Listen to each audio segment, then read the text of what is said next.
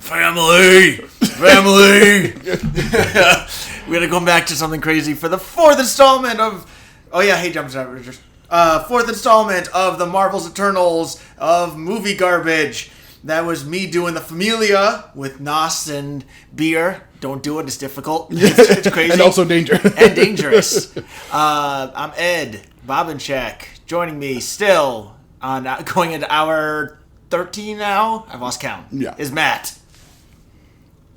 Oh, something's brewing at D&D. Wow, Al Pacino. It's not Al anymore. It's Dunk. Dunkachino. Don't mind if I do. What's my name? Dunkachino. It's a whole new game. Dunkachino. You want creamy goodness? I'm your friend. Say hello to my chocolate blend. Attica, latte light. This whole trial is out of sight. They pulled me back in with hazelnut too. Caramel swirl. I know it was you. Everyone wants my Dunkachino. Can't get enough of my Dunkachino. Kids from 7 to 17 lining up for my Dunkachino. What's my name? Dunkachino. What Dunkachino?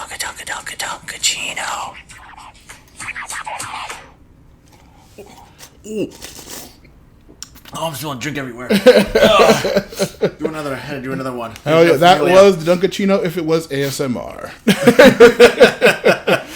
I'm just trying to use this 1,000-hour-long episode or series of the podcast to just archive the Daily Dunkachino off of shitty-ass Twitter so I can listen to it elsewhere. So basically, you're showing our podcast, from Tangent Within a Tangent to the Dunkachino archive podcast. That'll be the other marker. Besides 12 hours of Marvel discussion, it'll also be my little personal archive of the Daily Dunkachinos. Oh, God. Oh, jeez. So now we are in our 13 or 14 now. This will be 13 now. So, well, isn't it like 4 hours and some minutes? We might be up to 3 4-hour episodes. Jesus Christ.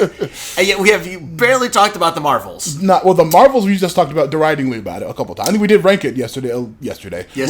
Yes, yesterday. Yeah, as of this podcast, it's literally again been months since we watched the movie. I almost watched it last night, but then I was like, nah, I feel like not, no. Yeah, I also was just like, I was going to watch I still like every part of this I've been like, I should probably just watch the behind the scenes little docu-thing that they do. It's like half an hour or whatever the hell they do for all the Marvel movies they have. And I was like, yeah, I don't feel like it. I'm not going to do that either. In Marvel news, though, I know you haven't seen any of the movies. I did this exact same thing with the third part, too. I burped a bunch. I haven't even started drinking yet. Other Marvel projects, you haven't started anything? Not really. Not that I can think of. Okay. They're good. I told you, if anything, Thunderbolts, or if you want to follow up Eternals and see where that plot line with the giant man in the ocean that wasn't resolved for 15 projects. Which is still wild. You can find out how it's actually resolved finally in Brave New World. Yeah, which is, like I said, a very mid movie, unfortunately. It's probably just off of my bottom. But that's because there's a couple of things that are a little bit more disappointing, but still, fine movie enough on its own. 6.5, 7. So you're saying it's okay? It's okay on its. I suppose. Yeah, sure. On its own merits, it has some merit. But yeah, Thunderbolts, if anything, is a must-watch. Chris, yeah. Chris loves that one. He loves that one. All right, Chris, calm down. No, we're not talking about The Last Airbender anymore, Chris. I know it's your favorite movie. Next to, of course, Freddy Got Fingered. Of course, number one. The other thing, Thunderbolts, guaranteed must-watch. And then Fantastic Dinosaurs, other movies, no. Fantastic Four, First Steps is also incredibly good. That's the one I've heard is good, too. Yeah. Both are incredible. No more Doomsday stuff so far since our last recording. Daredevil Season 2 started. Born Again, and it's fucking incredible. I just want to shout out, because I'm probably not going to have... I might have a chance after we discuss the Marvels to shout it out, but, goddamn, the dude playing Bullseye is so fucking good. Not Colin Farrell with the giant bullseye diddling his bullseye scar. No, this dude is just, so fucking fun. I love this dude. He's... I'll probably get into the actual, storyline of the thing later, but, at one point, he's just, goes into a diner and you just see the camera just pan across toothpicks and straws and cutlery, like the like places and stuff. You're just like, oh shit, and then he makes a call, and he's just like, hey, yeah, I just spotted Frank Castle at the blah blah blah diner. Oh my god, he has a gun. Hang up, sits there, and just like enjoys a milkshake, and then suddenly like all these armed, like the main story is about like these armed extrajudicial officers called the Anti-Vigilante Task Force arresting people and putting them in entertainment centers, and totally not topical at all. And then of course, yeah, all these people rush in with guns. They tell everybody in there to get down, being shitty and extrajudicial as all non-real police officers like that are. And then fucking you're just again fucking pan to those goddamn toothpicks and straws and cutlery, and it's just like, oh my god, these guys are fucking dead. And then of course he just absolutely obliterates them.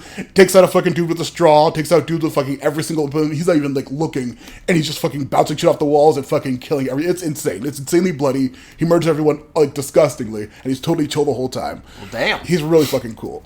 Daredevil Born Again continues to be fucking amazing. It's making you root for an absolute psychopathic villain like Bullseye. That's that good. But yeah, beyond that, there's no new. I don't think there's any recent Marvel stuff news-wise. So we can possibly actually get into the fucking movie for once. Get into the movie, you mean get into the... Yeah, by the movie, I mean post... Honestly, the only thing I watched recently, Sony, was I rewatched the first Spider-Verse movie. Nice. Which, watching it again, I was like, now I can definitely see why Aaron... Like, there was... Obviously, like, Aaron took him to the place by, whatever. But, like, the way he jumps over the fence, I was like... Oh, wow. How did I miss that one? Also, his spider sense was the colors of Prowler. I did not notice. It was purple and green, when he first activates his... Like, when he meets Peter Parker, and Peter's is red and blue, his is purple and green. I did not notice that one. Yeah. Almost on the other path of his I did look, and I pointed out, like, he hit with the bagel. That's the villain of the next two movies. That's going to be the bad guy in the next one. Which, that is... Spot, fantastic. Oh my gosh, wild! Yeah, and like I am so hyped for that part. Have we gotten any news on that or no? I think they were doing production on it. Okay, that's about the most I know. I think they finished maybe, but I'm not sure. Because remember that they said like the fucking chase sequence at the end of the second movie alone took them like fucking 3 years to animate because it was so complicated. So I would say real quick too. I also noticed. So like obviously Uncle Aaron, Uncle Ben, the parallel, whatever, but like. It was ironic that, even earlier on you heard the, with great power, responsibility thing, and he kind of blew it off. Aaron didn't say that to him. He said, "You're the best of us, keep going." And I was like, oh, because not just the death, but it's the internalized of that's what he needs to hear. Just keep going. You're the best of us. Yeah. And that makes sense the way he's still going and foot pushing and going and everything like that. Fantastic. Did you want to watch the second one now just because I'm curious what Peter tells Gwen at the beginning. Yeah. Because it's like that death isn't just the internalization, but it's the message that Spider-Man needs. Absolutely. I would love to see more of all those verses, honestly. Just more. Hopefully did we talk about it, or I heard somewhere, like, isn't the Spider-Man Noir supposed to be the Amazon show with Nick Cage? Yes, that's right. Was it supposed to come out? Not come out yet, but it is like fully finished production and does have an air date, and it's just like coming up. But is it going to be animated? No, it's live action, I believe. So Nick Cage will be live action noir Spider-Man? Yeah. Oh, awesome. Like with 70-plus-year-old Nick Cage in his Spider-Man outfit being a detective? Hell yeah. I'll take it any day of the week. And it's also great because he punches Nazis. Hell yeah. That's right. That's how I heard about it, because people were getting upset that he was attacking Nazis. When the hell the noir era is like the... I mean, that's noir 30s, is straight up Nazis. Yeah. Anti-Nazis. Yeah. Very much explicitly. It's very cool. I'm hyped as shit for that show. I have no idea how the hell Amazon got it with that. I don't know how the rights work, but I guess Sony and weird shit. But whatever. I mean, with Amazon, they have everything nowadays. I mean, but most of the Beast. Mr. Beast makes more. He has so obviously there's Beast game shows, which I won't lie, they're enjoyable to watch. And say what you will about Mr. Beast and a lot of stuff, he knows how to make entertaining shows, even if the cliffhangers are really kind of like, come on now. But then he's got all those things he will do, those challenges he would do. Mm-hmm. Like, they have shows literally dozens of them on Amazon now. Like, when did that happen? I have no idea. Well, they have a bunch of, like I said, amazing shows. I shot out last time, Invincible, fantastic, and currently other comic news, The Boys continues to just outpace that absolutely horrible comic and be an absolutely fantastic TV show. So it's kind of funny that you had that doing that. But. I mean, yeah, it's a big turnaround because the things they changed about that horrible comic is actually made it actually really cool. But besides that comic, we say horrible, like it's badly written, or I mean, it's like dark and like not just horrible that, but it's also like so edgelordy, but also like incredibly problematic and shitty. And is it's it like what's that one famous Twilight fan fiction? Like a fucking My Immortal. Yes. No. He's I think it's Garth Ennis. He's a professional comic artist, but it's just so like mean-spirited and like shitty that like if you like reading it outside of the context of somebody who like despises superhero stuff in the aughts, who was an author of superhero stuff, and now it just looks like problematic and shitty and edgelordy. But the show is fantastic and still incredibly bloody and incredibly funny and incredibly gross. I've heard the show is pretty good. Oh yeah. But Invincible on the other hand is just legit like. It starts out, or like the original comic pitch was like supposed to be like a parody or deconstruction of comic stuff as well, but then it just turns into like straight up comic nonsense funness. So yeah, both massive recommendations for outside of Marvel comics. Do you remember? Do you ever watch Who Wants to Be a Superhero? We talked about that in episode or two. Probably the first part, yeah, with the Fat Mama and the other dude, yeah. Yeah, which is funny because they didn't even win. Yeah. Oh, you talk about that when we talked about Stan Lee in the first part. That's right. Yeah. That's right. Yeah, I remember that. And then there's the Vin Diesel looking dude who was the Iron Enforcer, and then when he got voted off, he ended up becoming the Dark Enforcer. Oh yeah, he came back as a villain. I remember that. I was very explicitly. Yeah, that was very silly. That was funny. And he looks straight up like Vin Diesel. Too. Probably was. No, he might be an actor now for all we know. That'd be very cool. I wonder if you noticed him in Superfast. That would be fucking hilarious if that was the dude from Superfast. Honestly. Oh, did you ever finish that movie? I haven't watched it before. We usually finish talking about it? Or? When we did the Fast episode, you had like started it, but we didn't have time before we needed to finish up the movie, so you never finished it back then. Yeah, that's right. I've seen it. I'd seen it all before. Okay, yeah. Yeah, because it was. Yeah, I remember finishing at some point. Yeah. Now, listeners, we're not trying to stretch out before we actually get to the movie. This is just actual relatable shit that's actually important to the podcast's history. Exactly. Also, and of course, because this is the 4th episode, so it's not part of the main trilogy. It's an offshoot that references the old stuff. It's like a spiritual. It's a requel, kind of. So, Marvel movies. How do you think about Marvel movies? By the way, I was thinking about this before we started today. So, like the 4th film, are there any of like if you ever think about it? There's not really a great 4th, like, okay, Scream, actually, no, I lied. Scream. Yeah, Scream 4 is way better than 3, and I say better than 2, arguably. So, but, like, outside of that, there's really rarely any great 4s. Well, the fourth, Friday the 13th, I was about to say Freddy again. No, Friday the 13th, the 4th one I think is better than most of them, because that's the one where they finally introduce the dude who can kill him, the kid, played by... yeah, that's why, and also, I think he gets his mask in 3, so he has it in 4, and then he gets... he gets it from, like, that one random dude. Yeah, and that's when he gets... he gets supposedly killed in 4, and then from then on, it's all explicitly supernatural when he keeps getting brought back from the dead. What other 4s are there? Saw 4 is the one where he's already dead. They have the wax tape. That's like the. Is that the cop who's like doesn't check doors? Possibly. That was the one like that takes place at the same time as 3. Okay. Then it's not that. Wait, it is that cop. Yeah, because he bursts through the door at the end and kills Wahlberg. so yeah. No, Wahlberg doesn't get. Yeah, he gets shot at the end of that movie. Which was I like 4 a lot. That one gets like forgotten about a lot, but I like that one. It's pretty decent. With like the girl getting like the head skull ripped off, and then the couple with the the spears in them, and then the one dude in the hotel room gets his the eyeball. The eyeball to get your arms ripped off thing. Okay, you know what? I'll give 4's pretty damn good there. What other 4s are there? What other? So I can tell you a bad 4th film. Star Wars. What, episode 4? That'd be episode 1. No, it would be episode 1. Well, I mean, it could be episode 4 or episode 1. Episode 1 is technically because the fourth release in chronological order. Sure, yes. Yeah. I mean, not chronological, release order. Listen, he called it episode 4. Do you think that George Lucas had written all 6? According to him, by at least the second movie, he called A New Hope Part 4. So it was, at least in the 80s, he already had the plan. But also, I'll say that movie is very important for 2 reasons. The entire cast of the pod racing sequence. Team Pagili, Odie Mandrell, Ben Quadraneros, Mars Guo. Are you kidding me? These icons. And then, of course, Darth Maul. I was about to get to this actually. So I'm glad you brought up the episode 1. Have you seen Darth Maul Shadow Lord? I have not, but I think I've seen commercials or trailers for it. Fucking incredible. It is. It's a show or a movie? The show, yeah. It's an animated show.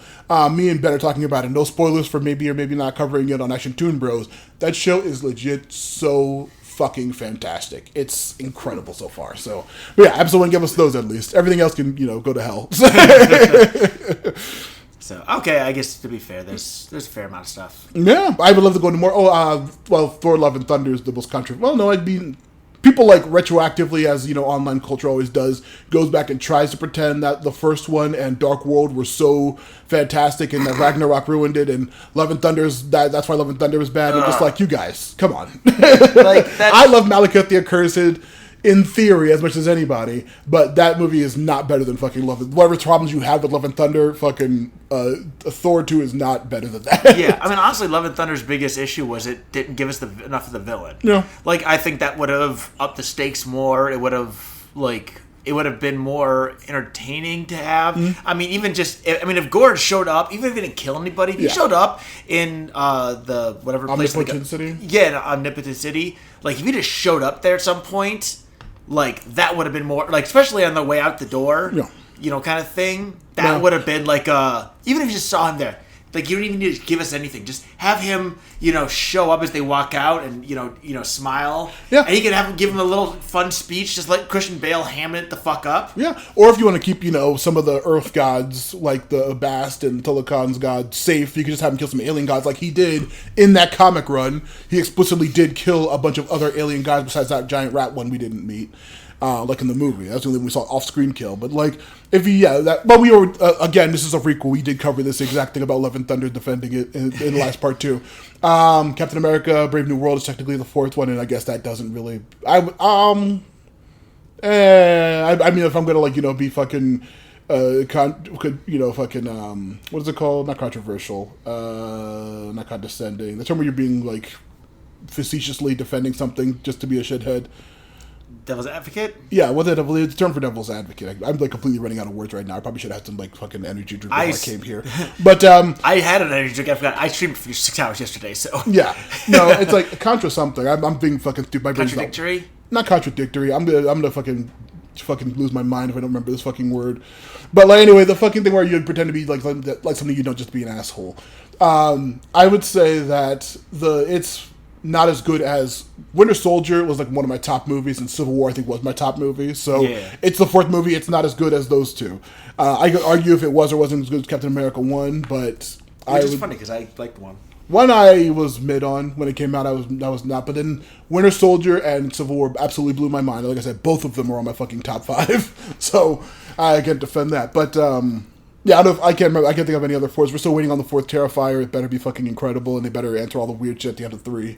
That didn't make any fucking sense. I was a little sad by Terrifier 3. 3 was very chopped up in the end. It felt like there's several off-screen kills of main characters, which was so stupid when we saw fun, typical art, long drawn-out kills of almost nobodies. And 2 main characters were no, I killed them all. Or, he didn't say, obviously, because he's yeah. They were killed off-screen. I'm yeah, fucking right. Something's up with this.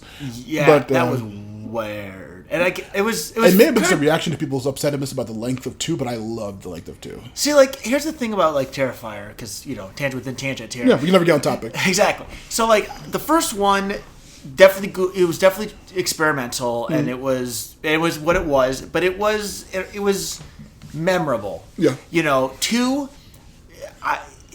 it was weird. It was such a weird shift, and I still I grapple with them because I feel like they're both equal in terms of overall quality, but for different reasons. On one hand, they put some really weird things into 2. Where's the random girl that we're suddenly following versus what we got from the first film, and then the weird supernatural, basically how many times did she Jesus Christ in that end 2? Straight up, and there was all this weird shit going on. So, like, 3 felt like it tried to do both, and it didn't give me either. Yeah, I love 2 the most. 2 is like out and away my far favorite. I've watched 2 again multiple times, even if it's like 2.5 hours long. Or like, See, I love it bother me. Like, yeah, I thought 1 was all right, but then seeing 2, I was like, this is a passion project of insanity. I feel like if I were to say it, like, I feel like 2 is the one that has better rewatchability, but 1 is more. Is like I feel like if I had to say which one was better, I think 1 is better, but it's not as rewatchable, and it's not like an insult. Yeah. I think 2 is more rewatchable, but it's not the better film. Not forget it's like it's not like 1 is way all the way up here and 2 is all the way down here. It's like no, like 1's up here and then 2 is like just below it, but it gets a little grade curve. Because again, you could argue that being able to rewatch it makes it a better film. Yeah. Yeah, especially some of the kill. I mean, like 2. Like I said, I was talking to one of my coworkers about 2. This is in the fucking Terrifier fucking podcast, but the bedroom kill sequence. I was literally 2? Yeah, I was. Oh my god, cackling with laughter in the theater. I was cackling with laughter, and it was insane. That was wild. When it came back in, I was just like I was laughing my ass off. And then you find out she's alive too. Yeah, and that's I'm like, just oh my god, insane. Like that was. I think, what makes that film, that showed, like, the improving. Because they had that in 1, but this one just went up to other levels. And, like, that alone was just... I mean, it was just... It makes it's so graphic and terrible that it makes you, like, what is driving this person to do something so malicious and evil? Yeah. And also, too, like, why can't I look away? Yeah, it's so entertaining. I hate myself for watching this. It's so entertaining. You can't stop. But yeah, so now, forcing course correction. So let's actually get to the fucking movie now. Because 2023. Not too long ago, we have director Nia DaCosta. Now, first things first, funny little personal thing. I found out that she is 20 days older than me. She was born on November 8th, 1989. I was born on November 28th, 1989. So, that's fun. But yeah, she was a production assistant for Martin Scorsese and David Soderbergh, 2 incredibly prolific directors. Yeah, if you follow the, like, most popular, some would say pretentious movie podcast, Blank Check, a very, very fun. Like, both of the hosts have been on multiple episodes of How Did This Get Made. You can probably find out. But I've been following the podcast for years. She's a frequent guest on there. She's friends with both the co-hosts on there. They talk about movies nonstop because they're very, like I said, very... They're not highbrow because they're both comedy people, but, like, she's on that podcast a ton. And she's also guested before and after the production of it. And they were, like, very... derisive about the movie that she directed as well, but she's still, like, friends with them, and she was on the podcast talking about it and stuff. So, which honestly, I'll say that's good on her then, because, like, for that, and also good on them that they're not going to, like, say, oh, just because you're our friend, we're gonna oh, Denise thinks about it, even though we don't feel. It's like, no, be honest. Like, yeah, they're very genuine. Yeah, of course. I'd rather have someone, like, tell me straight up than just lie and to make me feel good. Because then because then you're going to find out. You can't. But, like, the movie, obviously, we said it didn't do well in theaters. It was the first, I think, major financial flop. The Disney CEO at the time, I think it was one of the many shitheads who were the CEOs of Disney at the time, said that the movie needed more oversight by Disney execs, which is something that they have not said for other movies, because this was around the exact same year that Quantumania and the new Indiana Jones both also flopped in theaters, and there was no talk of them needing more directive oversight from CEOs. Yeah, not suspicious at all. Feige himself said that the reason that the movie maybe didn't do well is because people thought that you needed to watch all the Disney Plus shows, and they should have made it more clear that wasn't necessary. You can go watch this movie without needing to watch those. See, that's a lie. That is a lie. That is a straight up Kevin lie. Feige, that is a straight up fucking lie. This movie is, like, worthless without those movies. Like, I mean, my friend Ed, who ranked it below fucking some real horse shit, we're gonna test that without the context of the other things, this is not worth it. And honestly, too, I think the problem is like, I wanted to like this movie. I did not want to, because of all the shitheads who are talking smack about it for stupid reasons. Yeah. When no, it's. I mean, honestly, like, it's people don't fucking learn. Like, I'm not going. We've talked about it plenty. We talked about it a bunch at the end of the last episode. The Last Jedi. Is yeah. This movie and The Last Jedi, like, the problem is with both these films is you cannot talk about the problems in them because of the actual discourse from, like, what's the word? Shitheads. Shitheads, yes, like people who aren't even real fans. Like, and I don't want to, you're not real fans. No, they're not real fans because, listen, I could tell you, if we had more time, we're gonna eventually have to move on to the next film Someday. So like we can't go too deep into Star Wars here, but like I love the film, but I can tell you things wrong with it. And I didn't like this film, but I could tell you things that I didn't like about it. And we even talked to before this, like we're talking Scream 7. Like, God, was it the best? No, but I enjoyed these multiple things, and I think there was good in them. True fans can, even if they don't like it, will tell you what's good, and they can also tell you what's bad. Also, contrarian. That's the word I was starting to think. Okay, contrarian. Yeah, contrarian is when you pretend to either you pretend to not like something because it's popular, or you pretend to like something because just to be an asshole. So contrarian. All that to be said, like this film, like I wanted to like it, but all the shitheads, because of the shitheads, but I did not like it. I mean, but it's not for the reason that they didn't. We'll get into more into the movie, but I just want to cover the director a little bit. Did you see the 2018 Candyman movie? I did not. It's legit pretty fantastic. It's starring the dude who's playing Wonder Man, and I believe his love interest is the one who plays Photon, a.k.a. what's her name? Rambo. Oh, snap! Yeah, I believe she's his love interest in the movie, in her other movie. Yeah, so very fun. Candyman 2018, a very fun thing. It looked like some kind of weird like reboot, and then you find out, spoilers, but you do find out that no, this isn't the same continuity as all the other Candyman movies, even though it does seem to have a different myth and different like origin, and of course it's all about the history of black people being horribly fucking treated, and it's a very, very cool twist on it, with a great return performance by the original Candyman dude who recently passed, amazing actor. What is it? Oh fuck! What is? I kept thinking. I kept on saying Bloodworth from. Bloodworth is what his name is in Final Destination. Yeah. I want to say Tony Blair. Tony Todd. Tony Todd. Okay. Yeah, Tony Todd. I don't know why I want to say Blair. I don't know. I think you're like a news person or something. I feel like Tony Blair. I don't know. Who knows? Anyway, Tony Todd, yeah. That movie's fantastic. That movie is legit pretty good. And then after this massive, huge flop. She then went on to direct 28 years later, The Bone Temple, which was fucking incredible. And honestly, I would say it's 28 years later, part 2. Pretty much, it came out like a year or so after the first 28 years later, and that one was directed by the original director. I will not lie. I thought that was. I didn't realize it was a third. That's and a fourth one. That's a fourth one. Yeah. Hey. Yeah. There you go. The fourth one is actually great because like the 28 years later, I had some real problems with the weird like ending and stuff like that. But in more context, I guess I was probably judging it too harshly because I didn't have weird, like, a fucking 90s British context for it. But I've not seen either yet, by the way. So. Not going to spoil it. I did not like the end of 28 Years Later, but like I said, I didn't have more context for it. 28 Years Later, The Bone Temple, I fucking loved. Like I said, I was disappointed, and I was like probably not even going to see the movie, but I found out that she's directing it, and I was like hearing really good things about it. I saw it, and I was fucking blown away how much I fucking love 28 Years Later, The Bone Temple. Huh. Really fucking fantastic. So she has incredible directing chops. Like I said, she's been a production assistant on many fucking huge directers. So what the fuck could have possibly happened with this fucking movie? Honestly, I mean, I'd argue, like, the director can only do so much. Yeah. You're given what you're... I mean... You're given the first fucking multimedia project of the Marvel thing. Actually, no, Multiverse of Madness, I guess, was before, but WandaVision was so massively ubiquitous that, like, that movie didn't need much of WandaVision for context. You just know that Scarlet Witch exists, and she's crazy now for some reason. And you knew that she had the Darkhold. Yeah, she has a Darkhold. That's about it. And honestly, like, it was...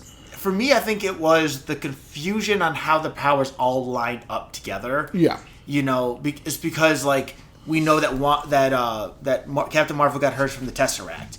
And we know that Monica... Captain Marvel?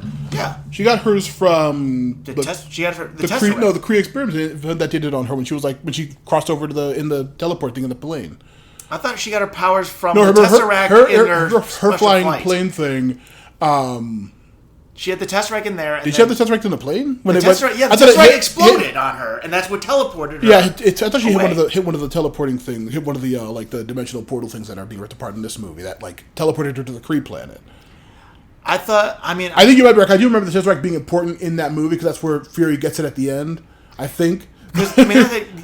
Something like that. But I remember the Tesseract like exploding, and that's what killed, or quote unquote, that's why they thought she was dead. Remember? and then she comes back. It's like, wait, you're alive? I don't remember. I need to. I swear honestly, that's what it was. probably could have rewatched Captain Marvel. And she had 1 forgotten her if memories gave because a it like shit. it overloaded her mind or her Some- memories. yeah. And I I'm know- sure the Kree fucked with her Yeah, too. the Kree did fuck with her because of that whole memory machine, which is important to this movie that I completely forgot about. Which is still, that's part of the problem. The fact that I mean, yeah, but yeah, I honestly I don't remember how she got her powers. But swear it was so that. before we get into the actual abilities with the characters and anything like that, I did one more thing about this. This movie is the highest grossing movie by a black female director ever. Period, which is impressive. Unfortunately, like I said, it was the first major Marvel flop because the movie cost $370 million to make, which is insane, and then only made back 206.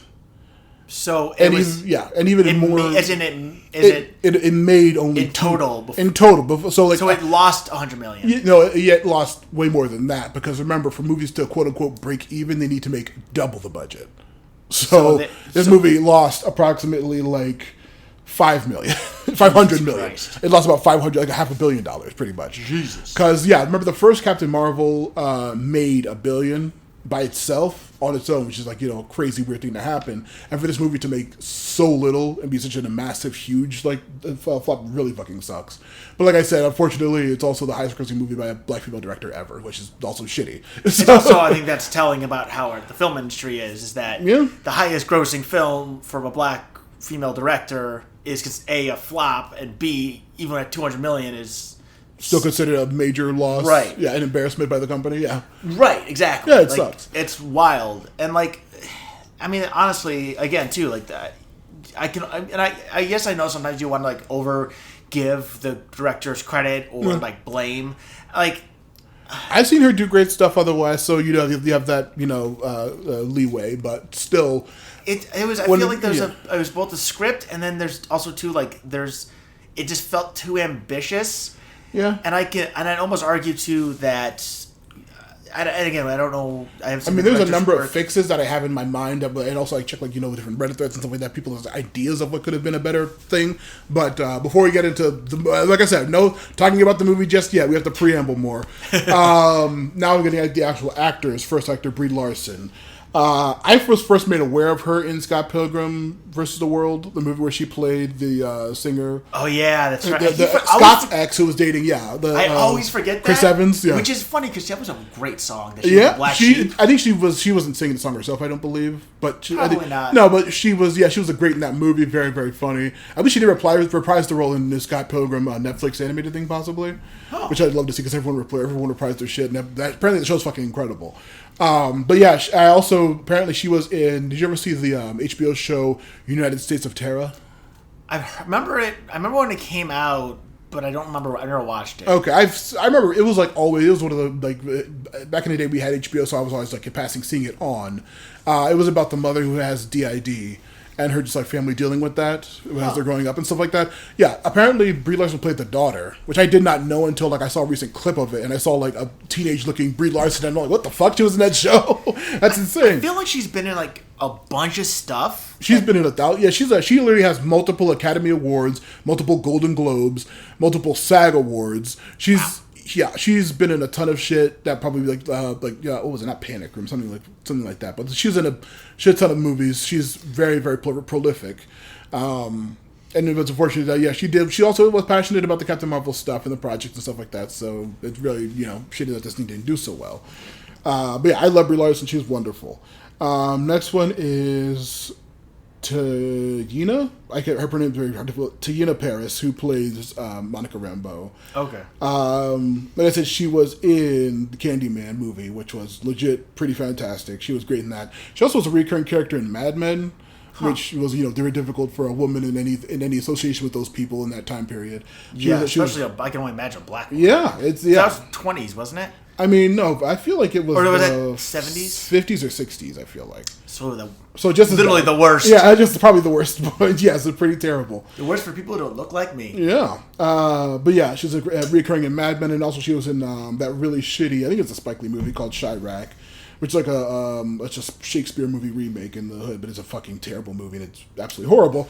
But yeah, Monica... What other movies has Spike Lee made recently? Recently, He made one that was pretty big there. Yeah, the one about the 4 black guys in the war. I forgot what it was called, but he's a crazy person. Have you seen the shitty NBA 2K game that he did the story for? Like notorious. That's right. I remember hearing about that. Yeah, it's notoriously insane. I think also too, like you and I both kind of agreed. The Five Bloods was like the major award-winning thing that he had come out. Okay, I remember I had to watch Do the Right Thing for film class.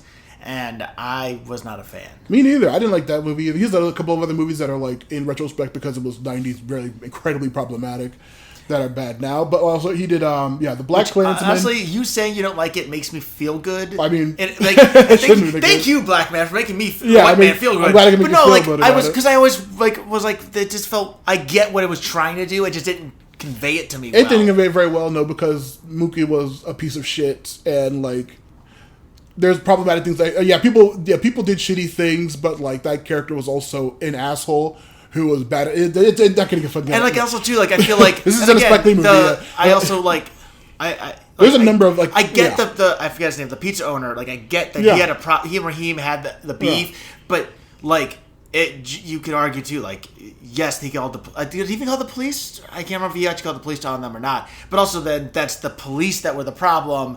But they then took it out the anger on the police on this one person who was part of the community. It's like what you're saying is that you can't live together. Yeah, the point was I got. I probably watching it again, maybe I get a little more context than we were then, but I did not care for it. The Black Klansman, which is a huge award. That was the one I think. But then also he did fucking horrible shit like Old Boy, the Old Boy remake. Oh, that was him? Yeah, that piece of shit. That insane fucking piece of shit. Bamboozled, which is a very funny, shitty movie. Honestly, what I think with Spike Lee from most nowadays is always sitting courtside at the Knicks games. Yeah, pretty much. That's what he's iconic for now. His insane movies, and like I said, if you go fucking the shout out to a podcast or to a YouTube channel, Two Best Friends Play. They have I know they had the 2K. I think it was 2016, the one that he did the story for. So Two Best Friends Play. They're broken up now, but they're like incredibly. But they have like a different show now. But it's Well, I want to NBA 2K16, I believe it was. So the fucking insane story mode, which is fucking hilariously insane by Spike Lee because he's a crazy person. But this isn't a Spike Lee podcast. We're talking about Taina.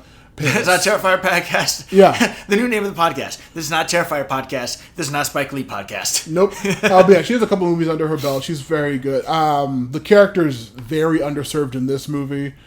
If it was I would say we'll get into the pitches for a better movie later. But like, if it was a few less people in the movie or different pairings or something to do with it, it would have been better. But she is important, but I don't think she really needed to be as present in this as she was. I think too what it was is like we really didn't get much. I don't remember seeing much from her outside. We barely saw her use her powers in WandaVision, so we have no real context for how they work at all. Exactly, and I think like we saw her in WandaVision, and then we didn't see her doing anything in any of the other films. So like there was no like build up. There's no precursor. No. She just hits the ground immediately, and it's like, well, we have no basis for who you are. Yeah, no, and like also, I don't know if you remember the trailers back in the day, huge, internet shithead meme culture around it.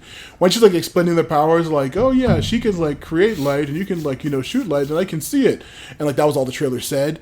Boy, people fucking took that line and fucking ran trillions of fucking memes and hate campaigns and shit talking Twitter posts about that fucking what the fuck's that even mean? That's stupid. She can see light. Everyone can see light. That's dumb.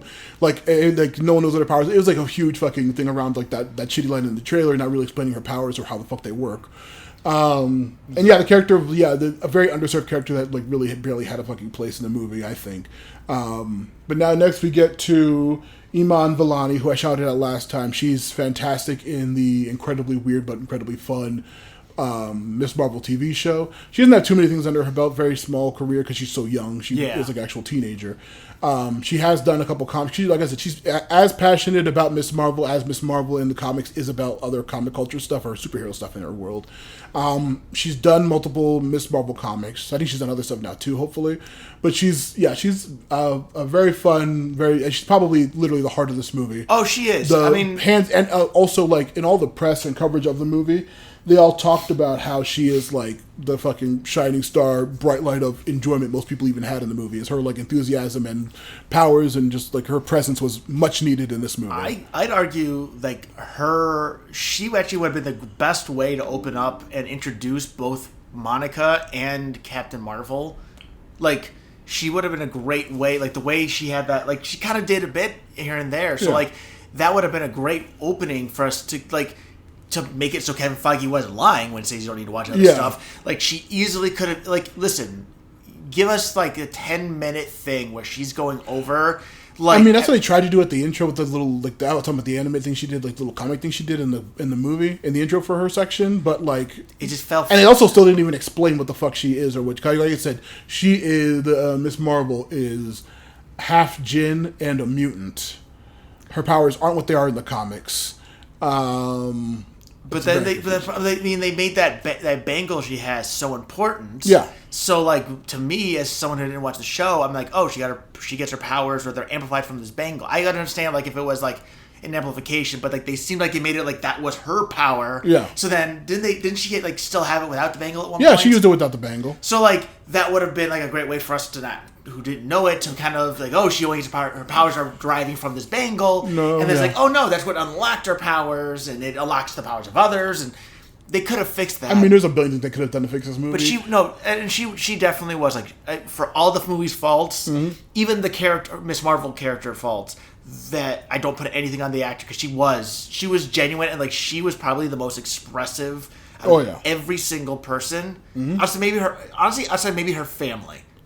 But no, I think they fed it off of her energy. Yeah, and like they're bringing the energy they have from the show, pretty much, because the whole show's about her like living with the family. And honestly, like I think that she should have been. I think that was maybe one of the biggest problems too. Is this film is so disjointed. Yeah, I think it needed something to ground it, and she was trying to be, and she should have been the grounding point. Yeah, and she was incredible. She was incredible. She's incredible, and like I very much hope that her career goes as far as she wants it to go. Yeah. Because... I hope she comes back in Doomsday in a major way. Oh, absolutely. That too, obviously. But, like, outside of just this role, like her as the actress... Yeah, she deserves to be more incredible, deserves so many things. Yeah, I hope she does well. Yeah. You're welcome to the podcast. Anytime, seriously. And we're not going to grill you on, like, why did you do this? Like we will Paul W.S. Anderson. Yeah, that guy, if he shows up, we'll beat his ass after the podcast. It's like, no, you're awesome. No, you're awesome. If you're legal, you can have a drink. If you're not, we'll pound energy drinks it's been 3 years since this, so she has to be whatever. We'll figure that out when she gets here, and we'll buy her all the beers. When you get here, we'll figure it out. But yeah, next would be Zawe Ashton, who played Darben. Is that the... That's the Kree with the... villain? Yeah, the villain. Inquisitor or not Inquisitor, what are they called? The Kree whatever. Judge, or they... I forget the... They give her... It's the same title as Accuser. She's an accuser, like Ronan. So, let's see. Yeah, so Zawe Ashton, she is a British actress, obviously, but mainly, just to be a fucking reductive, sexist man, she is Tom Hiddleston's wife. Loki. Oh, snap! Loki's actor? Yeah, that's his wife. Huh. She also, a random fact I saw her on her Wikipedia page, her grandfather was a Ugandan president. So that's very fun. Holy shit. Wow. But yeah, she has a couple acting credits under her belt. She probably didn't get the role just because of her husband's Tom Hiddleston. But this was... Darben, boy, she really is giving Crow a run for his fucking money for like, what the fuck are we doing with this character? Yeah, this was, I think, the biggest... honestly, this is, I think, the biggest problem with some of these Marvel films. It's also why, too, I think, like, I know what people didn't like as much, but I didn't hate Quantumania. Like, is it on my top? No. Did I hate it? No. Because I think the thing with these Marvel films is that you need an antagonist. Yeah. And I think, like, that's why Love and Thunder struggled at times. You didn't have a great antagonist, you know? And Eternals had seemingly Crow until the end when it's revealed who their actual antagonist is, and it gets fucking way cooler. Yeah, like it's just at times like I think you need that bad guy, because like even in these origin films, like if you think of like Thor and Iron Man, like yes, those are origin films and they're about the discovery, but you have these figures that are working, and then when you and it makes it even more enjoyable when you watched Iron Man after you find out that Obadiah Stone was the bad guy. Obadiah Stane. I forgot also just to cut you off mid thought. I forgot in Ironheart, spoilers, but Obadiah Stane's son is working with her, and he's like an actual like good guy. Living up to his, I think I heard about that. Yeah, yeah, he's actually like trying to be a good guy, but like I said, Riri's a fucking asshole. So she kind of ruins his life. He got killed straight up in the first. Obadiah Stane's dead. Yeah, he died. Okay. Yeah, he died way back in 2008. I'm just listen. You never know. No, yeah, but no, his son's a legit. Honestly, how have we not gotten him in an alternate? I think he's appeared. He has appeared. I think he's appeared in some maybe one of the. Oh, I think maybe in one of the What ifs maybe or something like that. So, but like yeah, Obadiah Stane's son does appear in Ironheart, and he's like actively like trying to be a good guy. He does end up helping Riri a bunch, but like she's an asshole and ruins his life. I'm pretty sure like most like it's really bad. But besides that, Becky thought Obadiah Stane and Loki were fantastic. I think that's it. You get the enjoyment of like you have this you like they're as they discover themselves when they need the villain that comes out. But we've seen them so we can enjoy like everything that came beforehand and after it.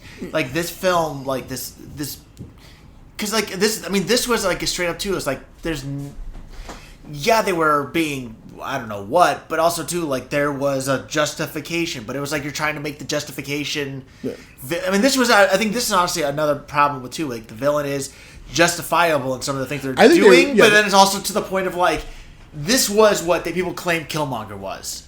Like, you have good points. Then I'm the genocide of the whole planet. I was honestly, it feels like a reverse of the thing we were talking about with like the agreeable villain who just turns into a psycho. She shows up appearing like a psycho, and then you find out, she's doing this because of something horrible that Carol did, which is when we get to the actual plot, that's a really cool, interesting point that this is all Carol's fault, legit. That she's doing all this crazy, horrible shit for. But yeah, Dar-Benn. I feel like I didn't know research on my end, but I feel like that they used her instead of Lee Pace returning as Ronan the Accuser because he was probably on some other project. Well, he was dead at this point. Right? No, he was he killed? Ronan got killed in Guardians. Was he killed in Guardians? Literally, that's what they remember because I can't remember if he died or not. All 5 of them used the Power Stone and they zapped him. He got obliterated. Okay, well then that sucks. Because I remember at the end of Captain Marvel, he was like, "We're gonna be back for the weapon," and they're like, "You mean the Tesseract?" And you're like, "No, the woman or the girl or whatever he called her." So like, I would have loved to see Ronan return, but I forgot that he got killed in Guardians. I couldn't remember if he got killed or not. Yeah. So she's another accuser. And see, I think does not have his presence at all. Lee Pace, my sister fucking loves Lee Pace. He's a wonderful actor. He's in everything. He's Dar-Benn, I think she didn't. I think that was not part of it too. Like, because I remember writing down like she had the hammer. Like, yeah, it's a universal weapon. but they didn't give us a good explanation for it. What it is, how powerful it is. And again, if like there is, I understand like comic. People who would read comics are gonna get into things easier.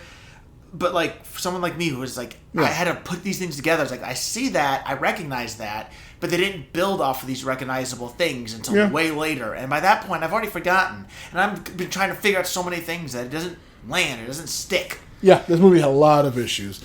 The next after Zawe Ashton would be the person who needs no introduction, obviously. Fucking Sam Jackson as Nick Fury again, back of the team. Being absolutely incredible. He was, but I also at times questioned his involvement in the... It felt like his involvement was because he and Captain Marvel had the first film, and that's the only reason why, because there's a lot of stuff going on there that is so... Yeah, they only brought him and the entire Saber station in just because that he was friends with Carol. They needed some extra stakes randomly, too. They needed extra stakes, and he was friends with Carol in the past. They really didn't establish what the fuck Saber is for the most part, because I'll tell you... Monica Rambeau was recruited by them by the Skrull at the end of WandaVision. That Skrull showed up to her and said, like, they need you. And she's like, they need me where? Like, she knew what the Skrulls were because she's from, Captain Marvel 1. Yeah. And she was just like, oh, my friend, my Skrull friend, what are you doing? Where do they need you? They need you up there. And then WandaVision ends. No context.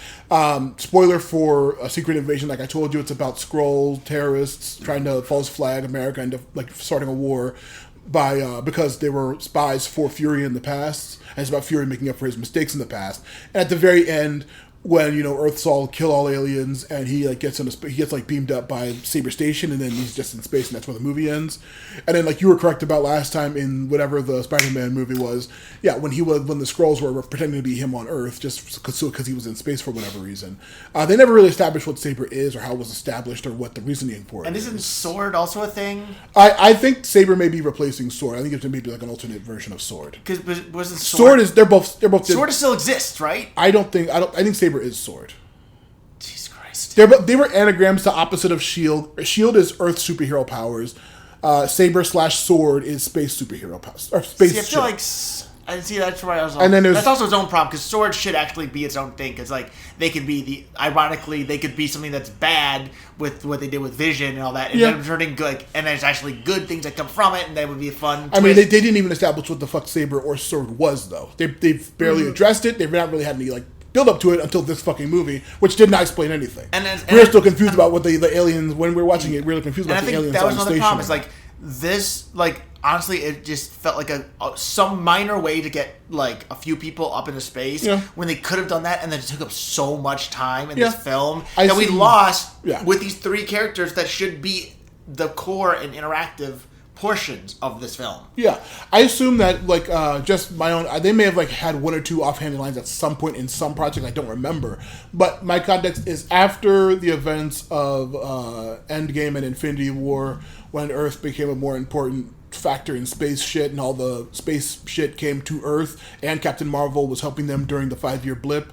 I would say that maybe that's when they established it, and maybe that's when they established space contact, because they were the whole point of the Saber thing was figuring out those teleport things so humans and Earth could have space travel, in Guardians of the Galaxy, how it's so fucking easy for anybody to do it. The whole galaxy or universe. Honestly, this kind of explains warp worse than Guardians, and Guardians just offhandedly mentions it's just something that they can do. This is a thing you can only do right, but and this they try to explain it, and it gets more confusing. I mean, I never questioned it in Guardians 2. The idea, normal, it's like warp speed, it's like hyperdrive, it's like warp speed. It's that's how they just move around. That's fine. In this movie, they made it Earth's trying to set up a teleportation point, and then how they're used is very weird. And it's interesting though, for how their interplanetary space travel works. It's good to finally address as opposed to the very funny sequences in Guardians 2 where they just use it casually. Where they're all we're about to go 300 times. Yeah, they're fucking good. 500, I think. Yeah, it's an interesting concept, but Sam Jackson's role in this was 100% just to bring him back because he was in the first one. Same with Rambeau, so she was important in the movie. Last one, obviously, just offhandedly, just for gag purposes. The other one would be Park Seo-joon, who played the prince on that planet. Who my mom and my sister are obsessed with because he's from the K-drama, let me see, What's Wrong with Secretary Kim? Which they've seen multiple times, and she knew about this movie just because of the actor that they both love.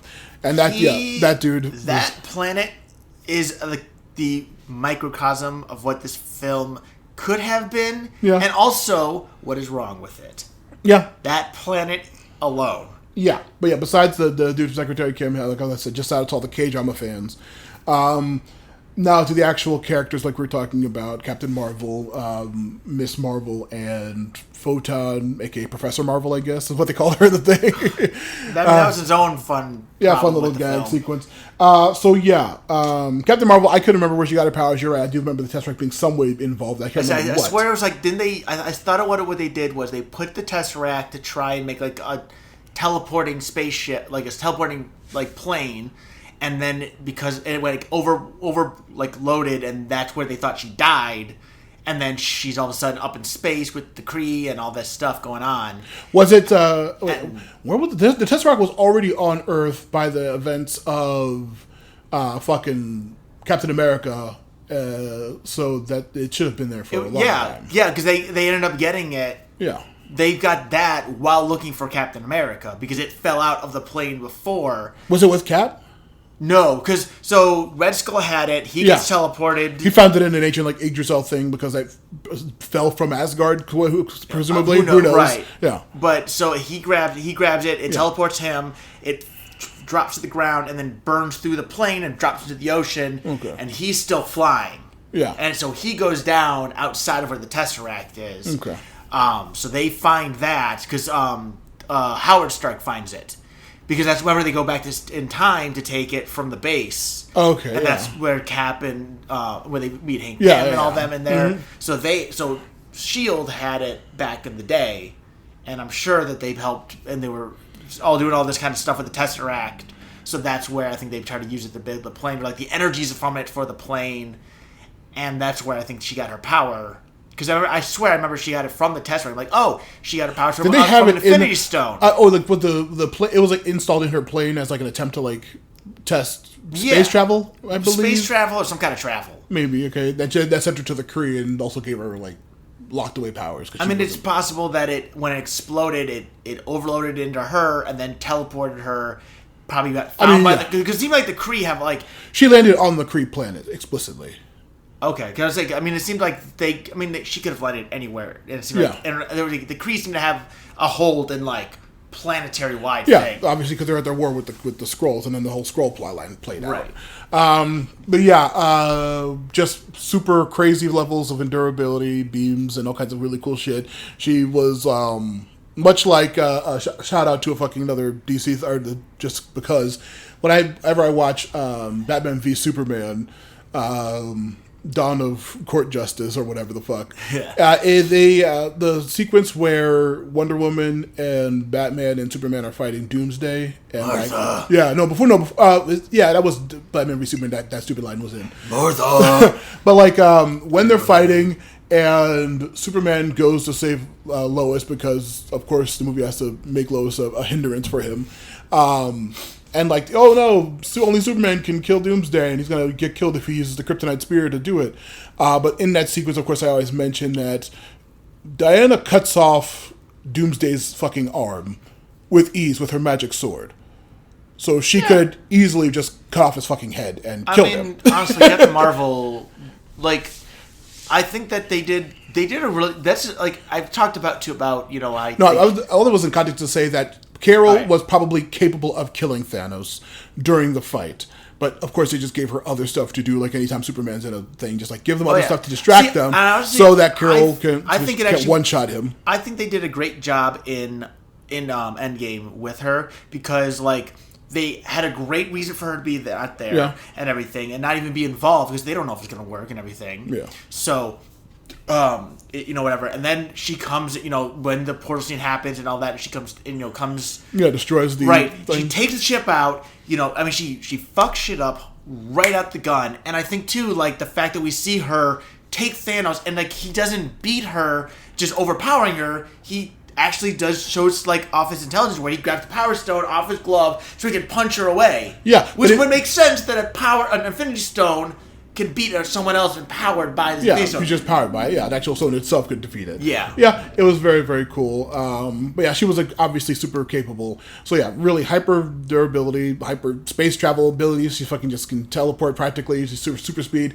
One of the most powerful people. And that's why her DNA specifically was so important to the Super Skrull scheme to get her DNA so they could have that ability, which now Cora, I believe her name is. Cora? Yeah, Cora. Hey. No, that'd be great. The current only alive Super Skrull has like full capabilities. Is that from Secret Invasion? Yeah, Secret Invasion. She's the one with like full capability. Well, she could have been implemented in this somehow. They really should have put the fucking Skrulls in this more. Well, but that's its own. Exactly.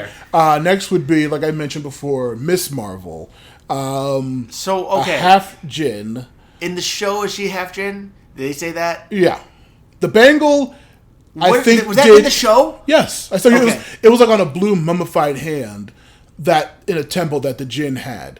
And I believe it's connected to the dimension that the Jinns come from called Nuor, which is like a pre-Islamic Middle Eastern religious thing. But that's not one of Asgard is its own realm. Nuor is like like Asgard in Norse mythology. Nuor is like a pre-Islam Middle Eastern religious thing. But I mean, would it be like one of those like it could be? It's another dimension, like Dormammu's dimension, quote unquote. Okay, or it's another dimension that the Jinn is from. Asgard is a separate dimension from. I don't think it's a fly-toable planet. It looked like a weird, like, cloud city last time we saw it. And when we saw it in like grander spatial context, it looked like it was just like a floating crystalline cloud city. But so presumably it's another dimension. Flew it could away. Be. I mean, but they used the Bifrost, which is like magic to move around dimensions. But I mean, like after Asgard got destroyed. Yeah. right? But they got into a spaceship and flew away. So is that like they?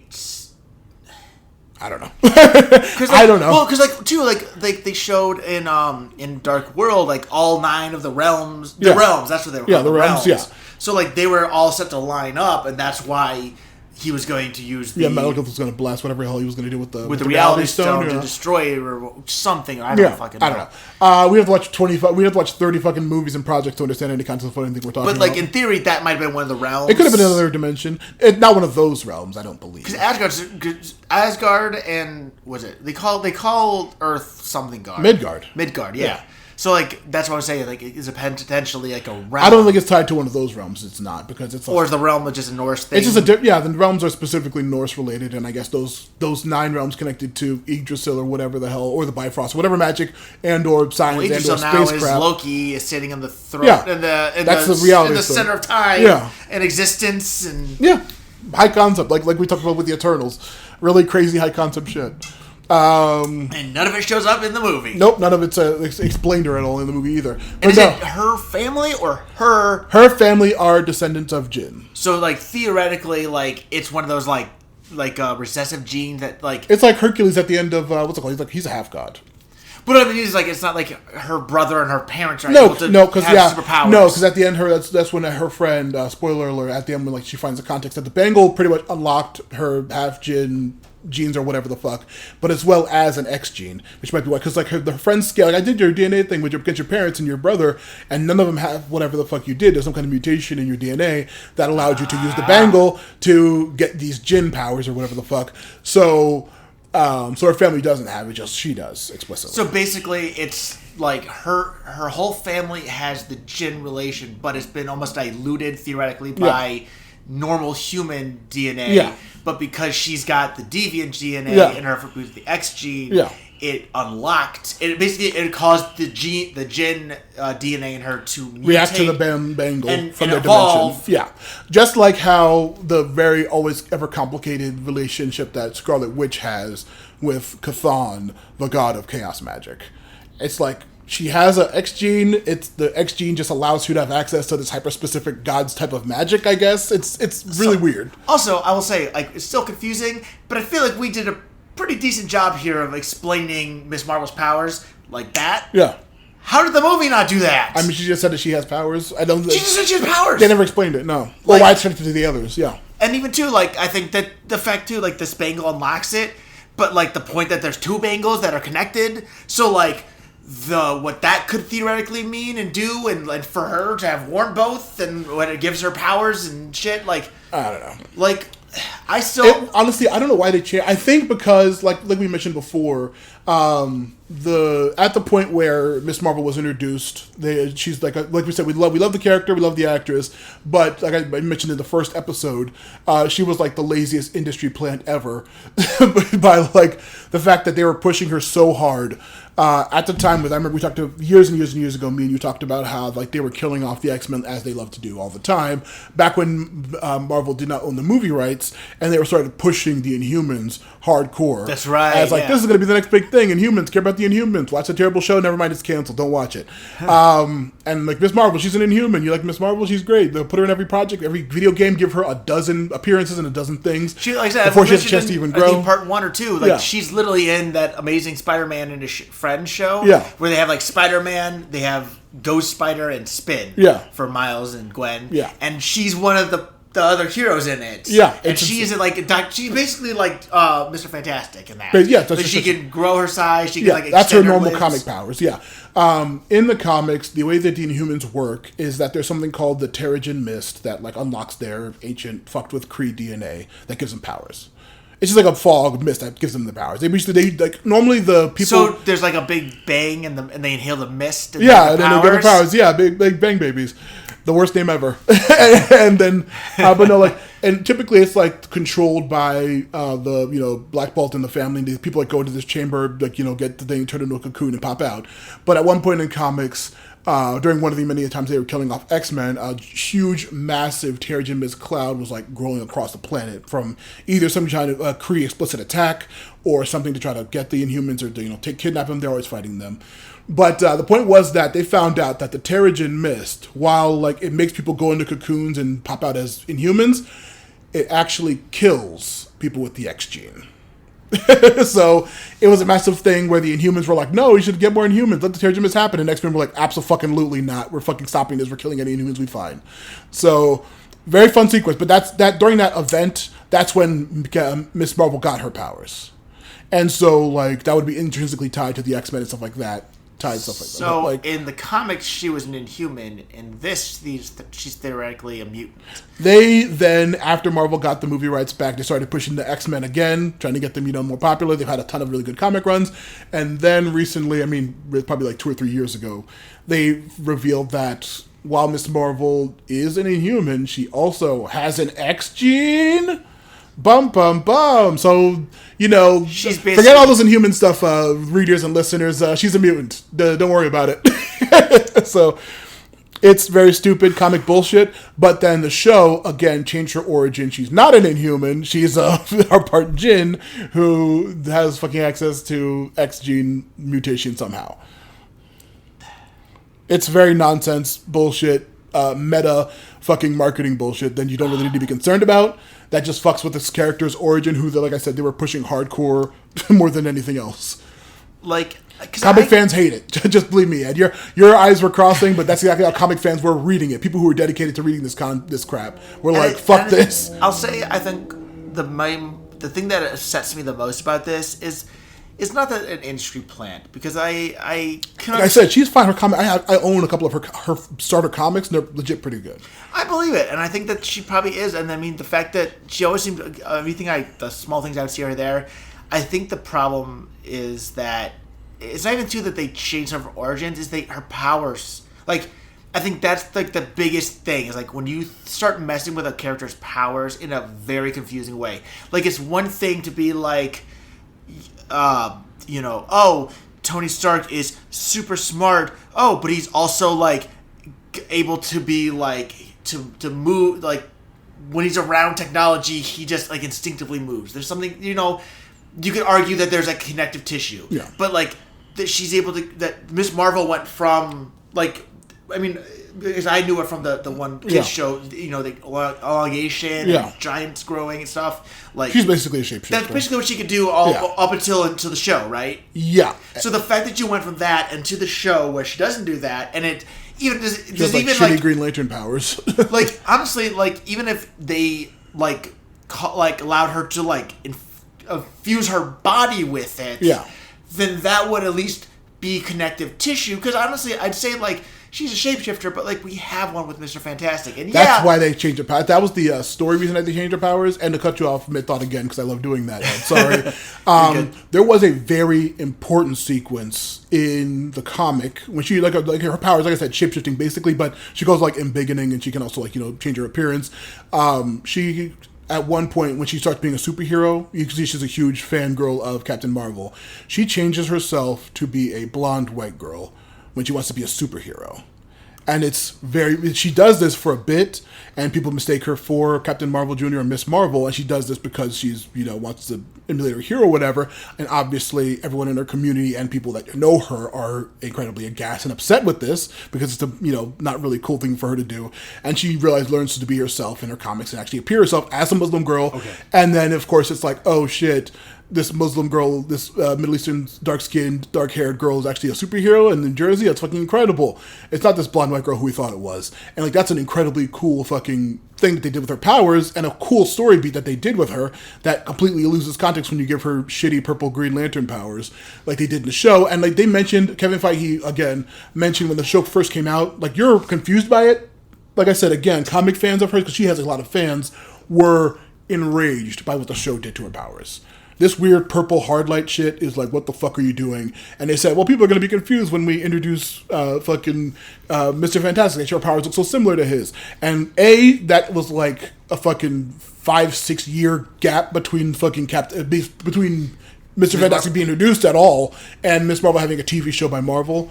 I mean, planning or whatever the fuck, but it was a very stupid idea in the first place to change her powers at all. Like I said, I think if you really wanted to try and distinguish them, I think you easily could have. They could have, again, you could have, honestly, like, you could have even done, again, you could have made it where, like, because even too, like, with kind of connecting to Eternals, maybe she's elongated, but, like, you see, like those, like, rings or something on her body. If you want to give her the purple things, again, maybe it's, like, under her skin kind of thing. Yeah, or her skin turns purplish when she does the powers or something. Right. You easily could... Well, you have to give her the rubber band man. Oh, yeah. Well, another person... The Bang Baby. We compared her power to Rubber Band Man before. So, similar thing. He can transform, but he can actually manipulate his skin to look different. I mean, even if you were to say, like, you know, she's almost... Like, if you were to almost say, too, like, her body's composed of light, and that's how she's able to shapeshift. Yeah. She's able to change the way she looks. Just change the size, all that. You could have kept the weird light powers and everything while giving it a distinctive thing. Like, again, if she was made of light, that would make so much more sense. Yeah. And then the bangle is what basically, like... unlocks it or something? Right. Like, that would have been... Honestly, that would have been super interesting. I mean, like, the bangle is what unlocks it and almost turned, you know, whatever. Honestly, too, like, how interesting would be is if, like, you know, you talked about, like, the story beat of her becoming, you know, the blonde white girl. What if that was an unintentional, like, action that she was doing and had to overcome that? Yeah. Because she instinctively thought superhero, and her body just instinctively changed because it was able to adjust light. Yeah. Because she was basically a being of light at this point. Yeah. And now she takes on to it because she's a big fan of Captain Marvel. Yeah. People are mistaking her. And then she eventually realizes, no, I need to be me, myself. I can't, like, let myself become somebody else because I'm making myself less powerful. I mean, yeah, but also... Hey, Kevin Feige, what the fuck? I just figured this out. And I don't know the character that well. Yeah, but... You don't know the character that well either, so don't keep trying this shit. In the same context, how many motherfuckers have super strength? How many people have fucking lasers or light projection powers or beam powers? It's not difficult for more than one person to have fucking stretching powers. It was a dumb excuse in the first place. Oh, yeah. But also, like I said... Even if you're going to keep stretching powers, you could have thrown something else on. Like, anything else besides... Because, I mean, Mr. Fantastic's is just, like, stretching. Maybe hers is more like the not straight up, like, Luffy rubber. No, it's more like Gear... It's more like Gear 3 normally is how her powers normally work. She usually refers to it as, like, embiggening. She makes herself giant. She makes, like, her giant... Or her fist giant, and she has super strength in that fist. Or, like I said, she can literally shapeshift her body to move her organs around. She's, like, shot or whatever the hell. It's like she has, like, you know, like, full manipulation of her, like, you know, body like that. Yeah. It's mostly... But like I said, mostly it's her making herself tall to reach something or making her hands giant to have super strength for a couple of minutes. That's not that different. That's completely different from anything Mr. Fantastic does with his powers at any time. And that's what I think. Again, if they had made it where she was like a being that was half like the Jin half is what, you know, was actually giving her a flesh, and then she's actually part light. That would have at least, if you're trying to differentiate them, and especially with this film, this would have worked well. Is where she's a being of light. Yeah. Captain Marvel is able to project the light, and Rambo can see it. I don't. Yeah, exactly. No, yeah. But I mean, that makes more sense, does it not? Yeah, kind of. But like I said, they don't need to give her light powers in the first place. Her powers is fucking stretching into. I mean, I agree that too. But if you're gonna change it, you could have done it in a better way than this. Yes, 100%. It was confusing, and that is what, honestly, that's what I think hurt her character more than anything else. I mean, they didn't explain her powers at all. And that's, and because, again, everything else about her character,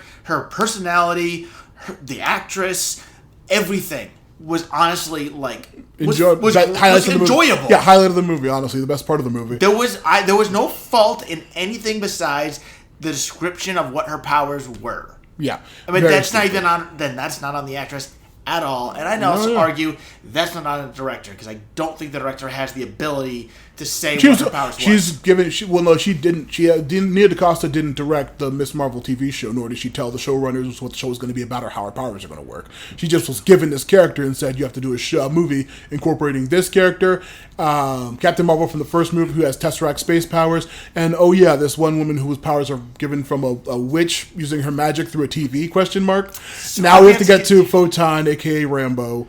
Comics-wise, she's part of a group called, I believe, Next Wave.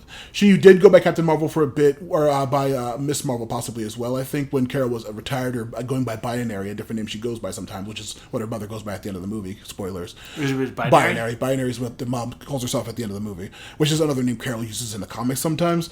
But please tell me that she's actually bi. I mean, or did you fucking watch the same movie I watched? And we'll get to that in a minute. It's fucking, there's a lot to talk about. But no, this is a movie where everyone's a little gay. Everyone's very gay. Ways. Yeah.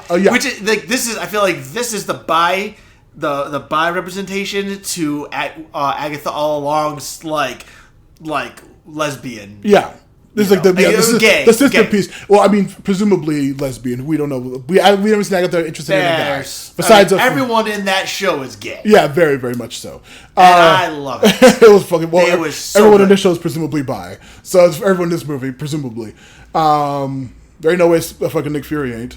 So, but anyway, in actual I made context, a gesture like, oh, really? Yeah, agreed. No, in context though, Photon, she has like light beam powers in the comics. I don't believe she has any relation to Scarlet Witch in the comics at all. The team she's with, a character I mentioned last episode recording, Elsa Bloodstone, who's like also recently introduced in the Marvel Rivals team game. They're partners and a couple of other people as well. I think Wonder Woman's on the team possibly as well. But Next Wave was a team in the aughts that she was a part of. But in this, she was the main. They weren't with Damage Control. They weren't with S.H.I.E.L.D. What the fuck was it? I don't remember what the government organization that was investing in Wanda was at that point. That was SWORD. Was it SWORD? That was SWORD because they had Vision, and that was the whole point. Was that SWORD showed up after S.H.I.E.L.D. was found to be Hydra, because that was that weird guy because I remember Monica had been snapped, and she wakes up because her mom was in the bed and had passed away while she was blipped, and she went back to work, and they're like, oh, you came back. Oh, well, here's everything that happened, and we're gonna put you in the field for the Wanda stuff. And then she got blasted by the weird TV bubble that she made, and then somehow made her way to be a main character before she got yeeted out, and that was its own crazy thing. Yeah, very. I remember her busting out was like the. Oh, wait a minute! This is not just a weird, quirky thing. There's a whole barrier. Well, I mean, there was context in the first episode of somebody watching the show and being like at the end of the first episode. But that ended up being Kat Dennings' character, I think, in the long run. But no, her popping out of the bubble was very fucking. Yeah, that was the first okay, no, this is actually in context of Marvel, something fucked up. That was also one of the first things we saw of the Blip coming back, right? Yeah, I believe so. Because I remember that was also a really good scene where we saw the Blip people coming back. Oh yeah. And from Endgame, but and I know that there was stuff in there was a bit Falcon and Winter Soldier. Not Falcon and Winter Soldier. There was a bit in the first Spider-Man after it, No Way Home, the one of the Euro trip. That's what I remember. Everyone came back and they had to continue doing high school because it was it showed the Blip happening in the middle of band performance, and then 5 years later, in the middle of the school, the band pops up in the middle of a basketball game, and everyone's screaming oh, what the fuck? But I like that. I like Monica coming back, and it was a really good scene because it was you see the chaos that the whole she's in the hospital. Yeah, and a bunch of people just pop up. People are freaking out and I just in the middle of this boom, Another great one I mentioned before was in Hawkeye. We meet Yelena coming back from an assassination job she was in the middle of. That's right, yeah. She went to the bathroom, they're calm down, and she looks up and then disappears and it reappears. In the secret, you see her fade back in the same spot. She's like, what the fuck? And then she goes outside and everyone's like, what the fuck are you? Who are you doing in this house? And it's just she doesn't know what she is or what the fuck happened, and it's a great sequence. Yeah. So seeing the Blip is, Though, I gotta wonder, did the Blip put people back on so remember how there are people on planes? They show in the end of we saw a plane falling, yeah. Right. So did the Blip put them back into the sky, in the middle of the sky? I mean, possibly. Or maybe in the plane, on top of the lab, so the people who are currently in the seats, who knows? But some of those planes crashed. Yeah, that's so true. What happens to those? Do they just end up on the ground? Or in the building that crashed into? Right. I mean, a lot of people definitely fucking died. How crazy would that? I don't want to say I want this, but at the same time, how messed up would it be if we saw people from the Blip come back mid-sky and then just blip? That's the worst. Talk about awfulness. That everyone on the plane who survived died. Yeah. And the people come back, then die. It's come on, y'all. I was going to say, there's two shows I wanted to mention with that same concept. Did you ever see either The Leftovers or Flash Forward? Nope. Okay. Flash Forward was a show where like everyone on the planet suddenly passed out and had a vision of, I think, maybe like a year or more into the future of themselves doing something.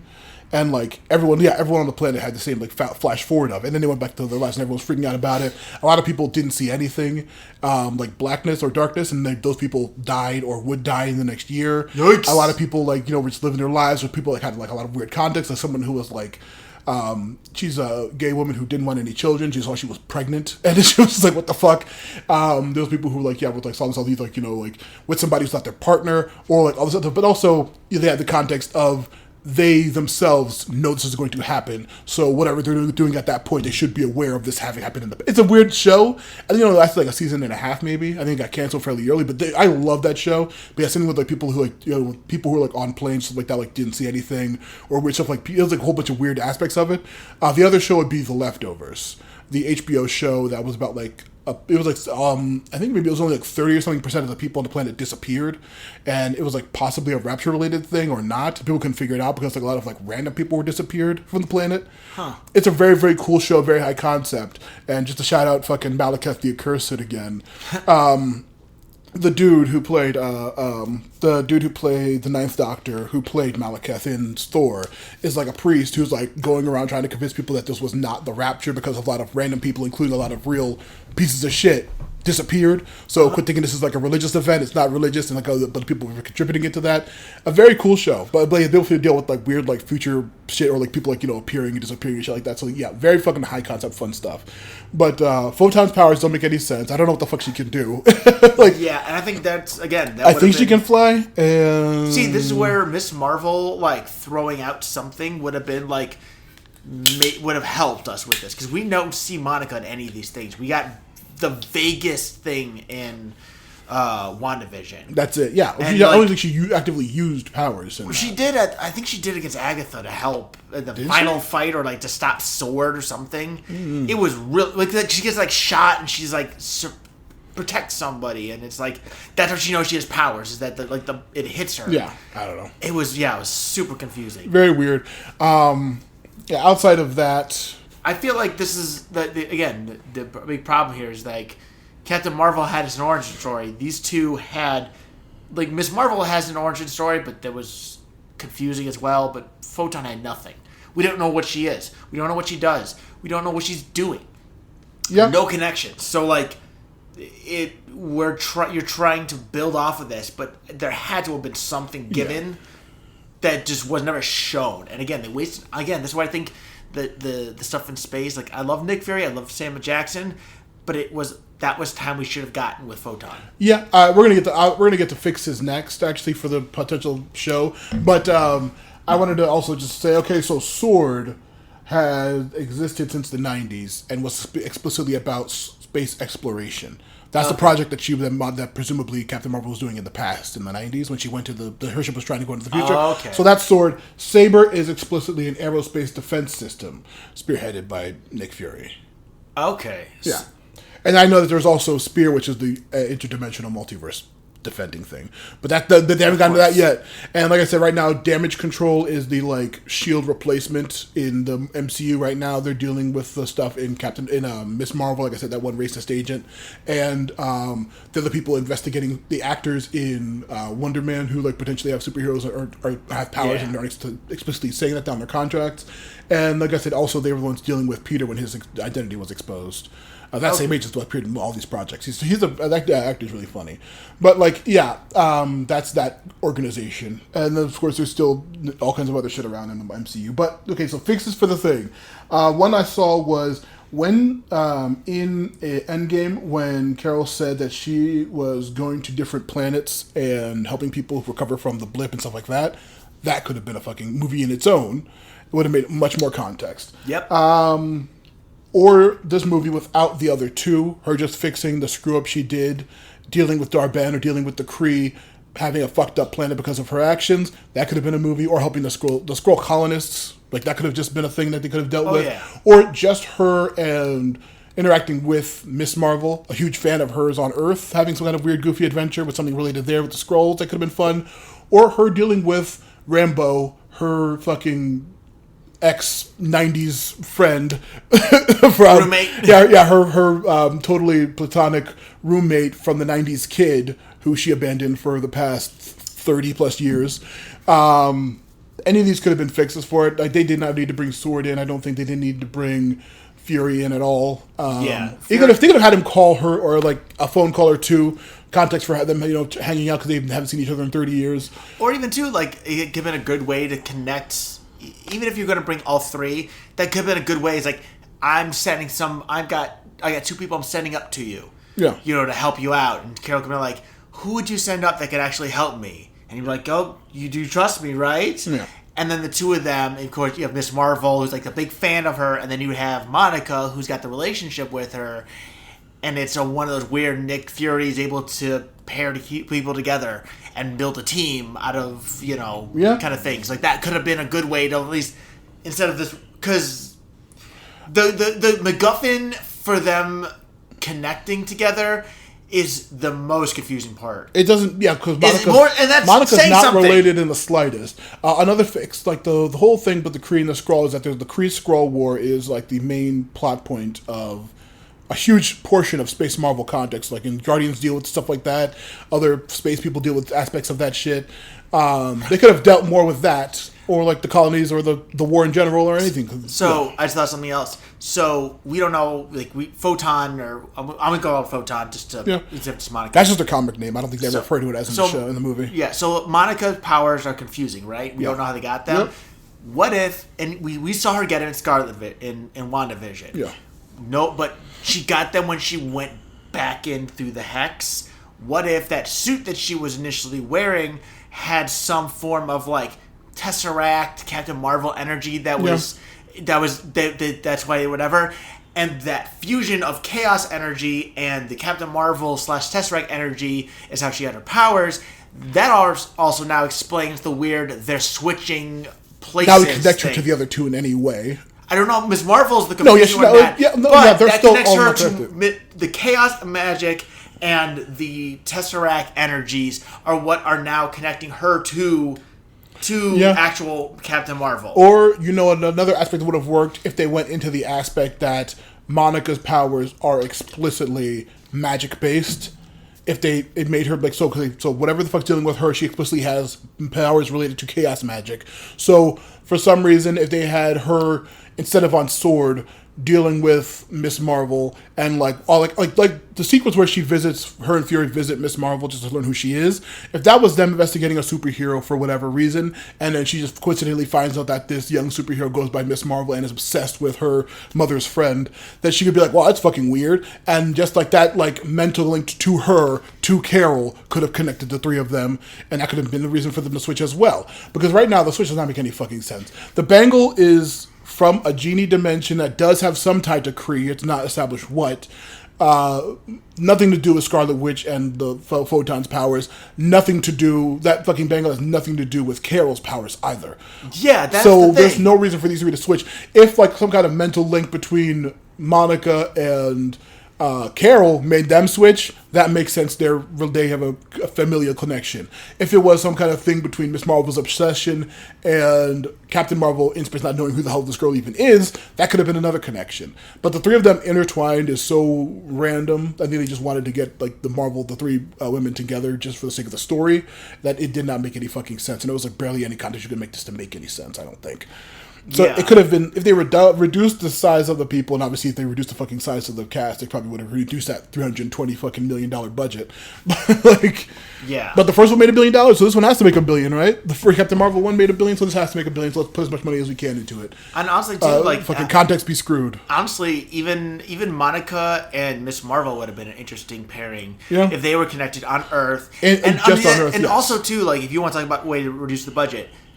I don't dislike Captain Marvel, but I think she was a very odd thing. So what if instead of early on they get to meet like these two people who are have different views on Captain Marvel, one who's idolizing him and one who has felt abandoned by them, are both working towards this thing, fixing the problems, and then she comes into the end because she is too overpowered. I mean, it is the Superman problem at times. How do you make a Superman villain like also target not Superman. Yeah. Well, that's the fucking one of my main. I bring it up every fucking 5 seconds in our Young Justice series.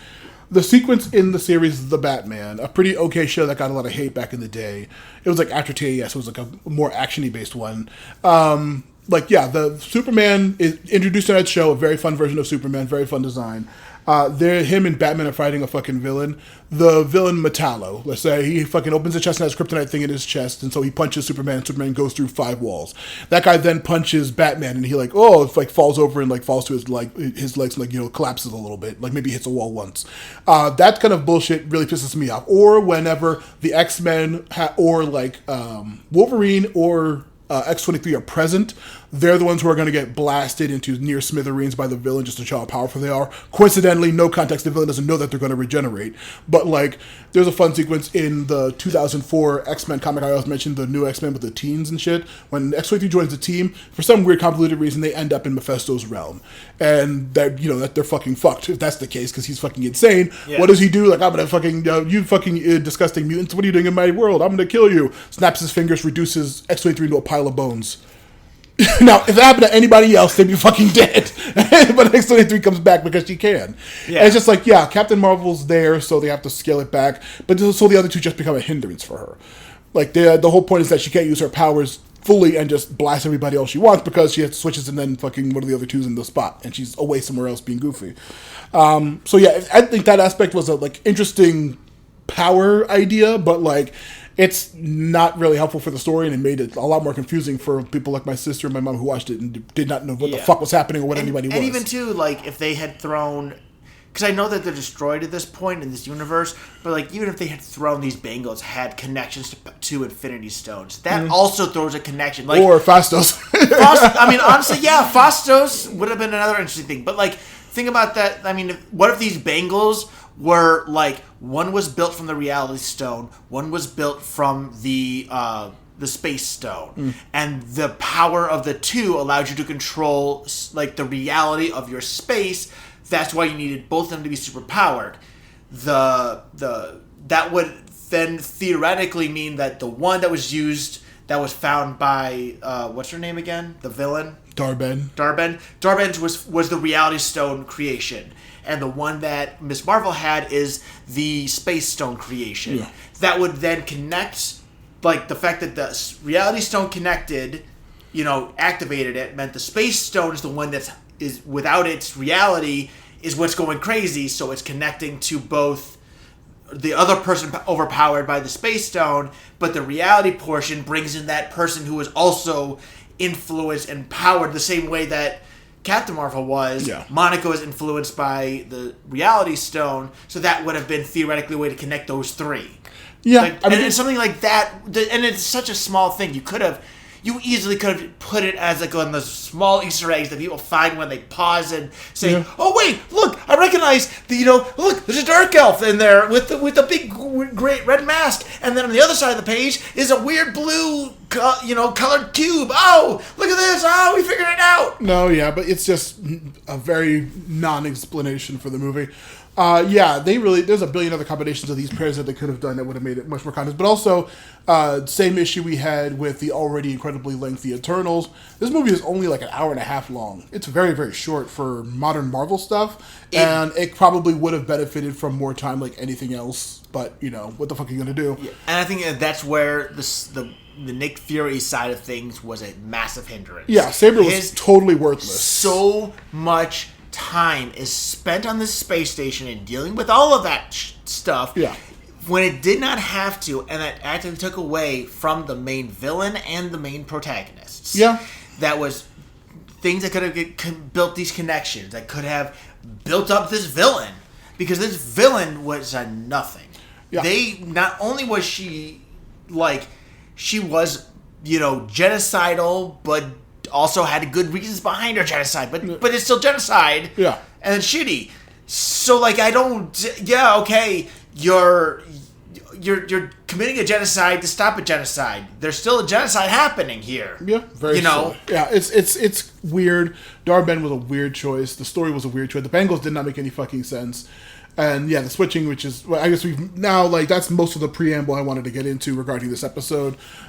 Fairly short preamble for our history. But yeah, with the fixes, the potential fixes, it's like, okay, let's just get into the actual story of the actual movie now. It opens up on a burning planet, and we see a spaceship traveling to some moon. It looks like an Earth moon, honestly. It just looks so generic. It was a very generic moon. But it was apparently, like... It was some alien moon near the Kree planet, I guess.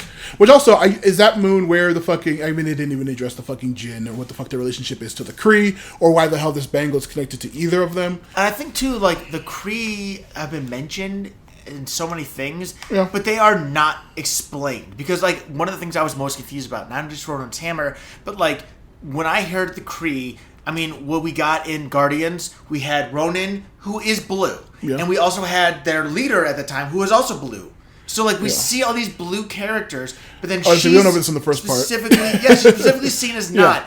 And the fact that, and I get that there's stuff behind it, but the film did not give us that context. So it was like, are you just skimping on, like, the makeup effects? Like, it was a confusion for someone. We saw a lot of blue and non-blue Kree, but, like, it may be applied, like, maybe that was, like, you know, the more well-off skin tone or, you know, of the race or whatever the hell.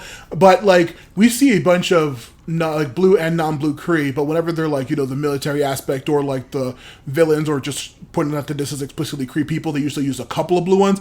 I don't think Darben's entire, like, party had any blue Kree in it. Yeah, and it was... It was all the regular ones, but they still have the weird blue eyes. But no, they were like regular human-skinned Kree as opposed to the blue Kree for some reason. And I think that was a massive thing, and I mean... What I know, I've learned about the Eternals and all that lore. Like, that would have been a great way to use this to explain something or connect it. But, like, I only knew they're Kree because of the hammer and because they said we're Kree. Yeah. I mean, straight up. I don't remember this film that much, but I basically feel like, oh, we, the Kree, are going to figure this out and take over and redo the world and the universe in our image. Hooray! We're the best because we're the Kree. Woo! Yeah. They've been another project. I said they were very prominent in Agents of S.H.I.E.L.D., but of course, whenever you saw Kree, they were blue. Right. They really didn't address that, but like I said, that could just be just like a racial skin tone thing on the planet, but like they didn't really explain why Darben's whole... I don't remember any prominent ones. And I remember the one, the actress who... Is it Gemma Chan? Who played Cersei was a Kree in both movies. I remember she was a Kree in the first Captain Marvel, and she also reprised the role in this movie. I think she maybe was in a flashback, like her signed a minor cameo sequence, but she was in this movie as well. Playing the Kree, Minerva. Wait, Cersei's actress. She was in Captain Marvel 1 and this movie as a Kree. I did not even know she was in this one. I think the character maybe only appeared in a flashback in this movie, but she was like one of the main people with Jude Law's team of Kree. She's also a blue Kree. But yeah, she remember that. Yeah. But anyway, yeah, Darben goes to this random moon, blasts a hole with the universal weapon, and finds a bracelet. And she says, "Where's the other one?" And this is when we cut to Kamala goofing off in her room, and we get the little drawing sequence, real quick here, which does not explain I wrote anything. this. Warp jump tech never explained, just exists. Because I think they just jumped in and... Yeah, they just use the regular thing from Guardians. But also, too, I wrote this. Establishing shot sets up nothing. It's just fluff visuals. And I think that was a big problem. I mean, it was just to look cool. Yeah, I tell you you're in space, you're dealing with space But it's so... Everything was... like, I mean, the fact that we're like, oh, it's a moon. Okay. Yeah. You know, I think this whole film did feel like that at times. Like, they felt like they overdid it. For cool than explanation, yeah. But it was... Blah. I also wrote this. Yeah. Guardians made the space feel familiar. The start of the Marvels feels like I missed something involving everyone and everything. Yeah, you did. You didn't watch Clearly, I wrote 2 out of the 3. I watched 2 of the 3. I mean, the fact that I missed 1 of the 3. 2 out of 3 ain't bad, quoting Meatloaf here. Well, you didn't see Secret Invasion or Miss Marvel. Yeah, I shouldn't have to watch 4 things for 3 characters. Yeah, Kevin Feige said you didn't need to. Liar. No, you get it. You all know what's going on. Yeah, Kamala's little comic sequence about her meeting Captain Marvel. A thing I've always, like, even when reading her old comic, I'm like, her fucking obsession is very sus. If she was a guy or Captain Marvel was a guy, the people would assume something different with these with what her weird situation is. And in the comics, it's just as weirdly like, okay, everyone's just like, Kamala, doesn't you want to fucking tell your family? Or like, it's kind of weird. Then we see, I can see that. Yeah, it's very weird. I will say then, it sounds like it was written by a man. I think Miss Marvel did have a female writer. Now, if that female writer's head or not, I don't know. But who knows? Carol is in the memory machine from the first Captain Marvel, recapping the last film. This might be where Minerva was. Yeah, she's like trying to figure out the room. She's like in that weird device. And this is when Nick calls her as she's like chilling with the Flarkin on the ship, just kind of like calling Fury and seeing what's up with him. I think he mentions Monica for a bit, and this is when we see the Saber Station. And then, of course, she's out in space doing something. Yeah, Nick Fury's the thing. Communications being disrupted, so they send Monica out to try to fix the thing. And it's random. It was just a random planet, right? She wasn't at Earth, right? Monica? Yeah, or they were just in Carol? a random space planet. No, they're right above Earth. They were? The Saber Station is right above Earth. Yes, the Saber Station was, but I thought Monica was in a different spot. No, Monica's on the ship. She's on the Saber Station repairing the comm thing for them. I couldn't tell that. Yeah, no, Monica's doing the ship repairing it, and then like Nick says, "Hey, maybe you can be Captain Marvel soon." And Monica's kind of just like annoyed, and Carol's kind of nervous about meeting her. She's like, "I don't know if I'm ready to meet her yet." But yeah, Monica's fixing the station, and she senses that there's some sort of injury in the jump point. She uses her powers to figure out that the jump point is something's wrong with it. See, I thought they were somewhere else because they mentioned a jump point. Yeah, no, they said that they found the jump point near Earth, and that's what the Saber Station's kind of monitoring for, like, interdimensional shit. So that's what that's about. Yeah. I'm so confused already. Yeah. I should rewatch the movie. Probably. Monica is fixing the ship and mentions that she uses her powers to like sense the jump point. So that's establishing that A, she has powers, and B, she has some connection to the jump points, which we'll see at the end of the movie. Which is even more confusing. Very confusing. Yes. What the fuck's that have to do with the weird witch hex? Does it have something to do with it? Did the people who built these jump points though? Yeah. I mean, we know that Cathan exists, and does it have something to do with the creation of the portals? Probably not. Don't they even say at one point that these jump points are like fixed points? Yeah, they're very explicit area points. Yes. So basically, they're saying that this weird chaos god magic that exists because the hex was a massive thing in WandaVision. It's a massive thing. No, the jump points were just what they used. That's like their hyperspace that they use in Guardians. Yes, but a hex. The hex symbol is massive in WandaVision. Oh, a hexagon, you mean? They straight up call it the hex. Don't they even call it the hex? And also, they mean hex in relation to magic, not the hexagon shape of the turtles. They were straight up hex shape. It was a hex. When you hit the barrier in WandaVision, it was hex shapes. Oh, yeah, maybe that's what. But she also uses hexes with the random symbols. So hex is a massive thing. Very fucking confusing. No, it makes sense. To quote myself. Movie is moving fast, but explaining nothing. Like, what is happening? Carol, let's say with Carol, a jump point is left open, and she finds an image of the bangle. What the fuck is happening? Oh, she's like flying in space. She's tracking Darben, I guess, and she finds that the portal was left open on that dead ass moon. And she's like, that's weird. She also finds the temple with the bangle shit in it, I guess. And then she like touch it, and that's when the first teleportation happens. Yeah, that's when she first activates it. They both jump and switch places. Carol in Kamala's house, Kamala in space, and Monica on the moon.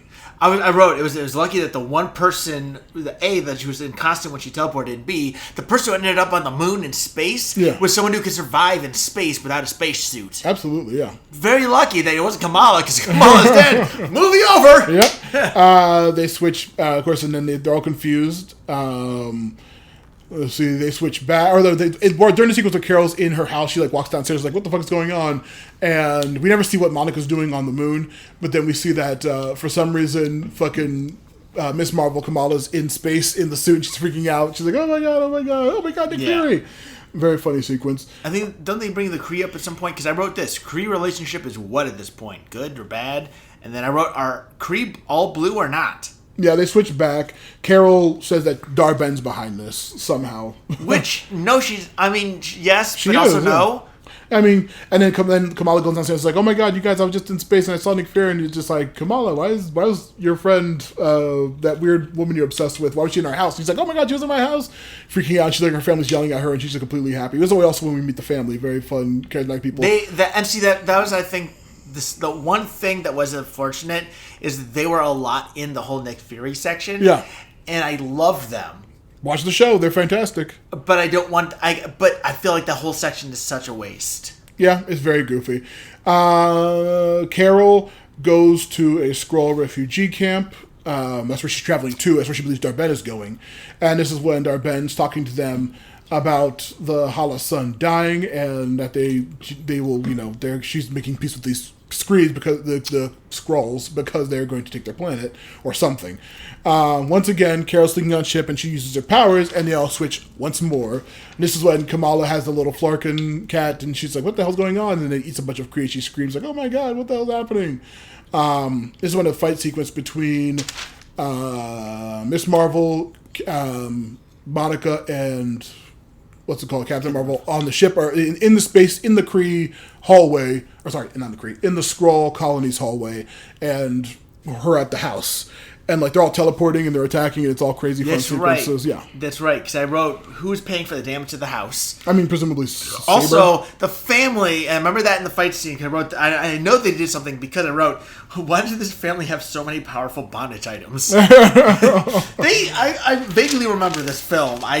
Like I said, it's been months, listeners. It literally has been. Just trip reading those because they fun fight sequences where they've managed to tap all the Kree. But this is also too where another party of contention, because they what constitutes power usage that causes them to switch? Because they say when we use our power, eventually get to the point where we use our powers, we switch. But they also will use their powers and not switch. The thing is, I think the reason that I deduced myself watching it, not really giving context or explicitly said, was when two of them use the powers at the same time, they switch.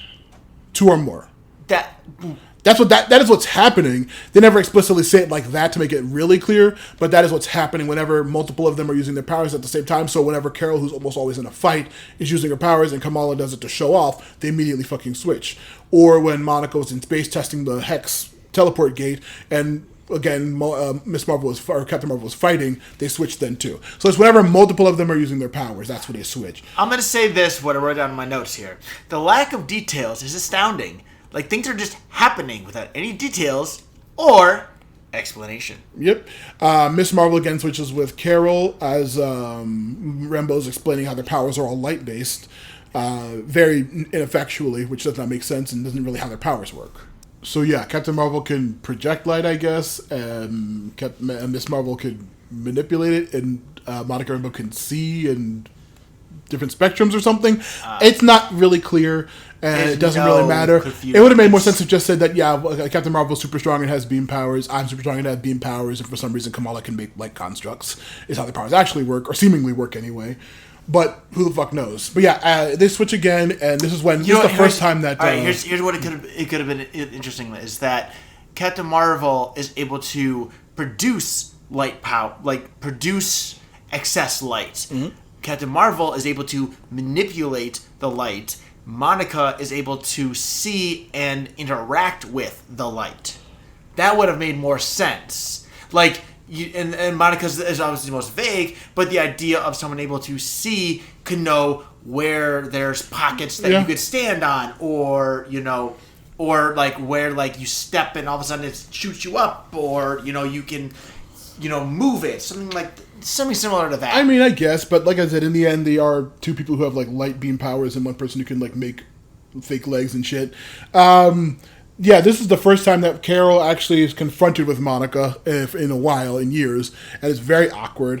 And super. She also says hey, Monica, and then she's like, hey, Aunt Carol, and then funny line from the family, Kamala's mom's like, your aunt? She's your aunt? Families are very mixed, It's a very cute little thing with the family. The family, their whole thing is, they're a light of breath of fresh air. That's why the Miss Marvel show is so enjoyable. Yeah, she's like, I gotta go, and she just walks out the door and starts flying. It's like, oh wait, don't use your powers, you're gonna switch, and that she shoots off. Suddenly they fucking switch again, and Kamal's flying or falling from space. And this is when they do some more switching hijinks and shit like that. Like I said, I literally didn't even mention all the action sequences are just a lot of them switching places, which are very cool and very well done, very interesting. It's just very confusing for anybody who wants actual fucking context for a story. Yeah, I'm honestly too. I'm looking at my notes here. I am pretty sure that I don't even know where I'm at, but I didn't describe any of the action sequences practically, because the next thing I go to is Darben.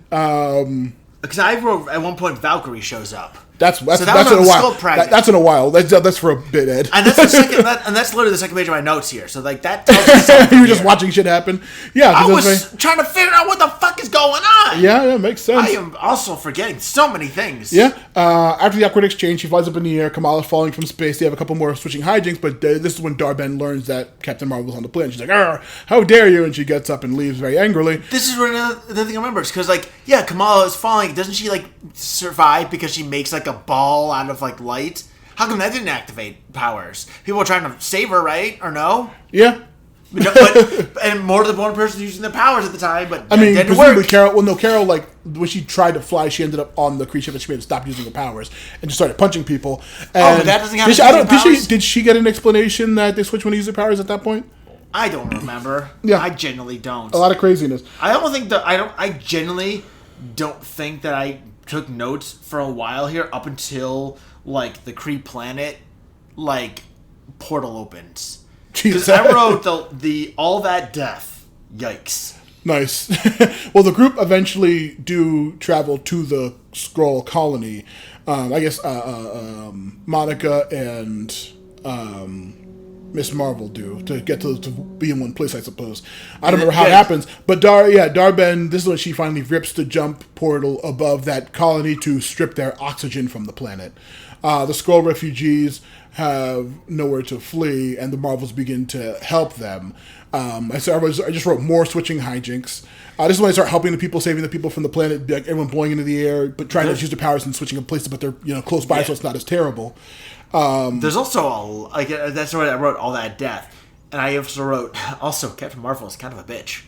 Yeah, she's very rude to everybody. She really was, and like, but also she's serious, and she's like she's just trying to be on her own. That's why she's living on a ship with Jester Flarkin and trying to chill out. But then all this bullshit happens, and she's confronted with Monica, her weird ex's daughter, and fucking her roommate. Yeah.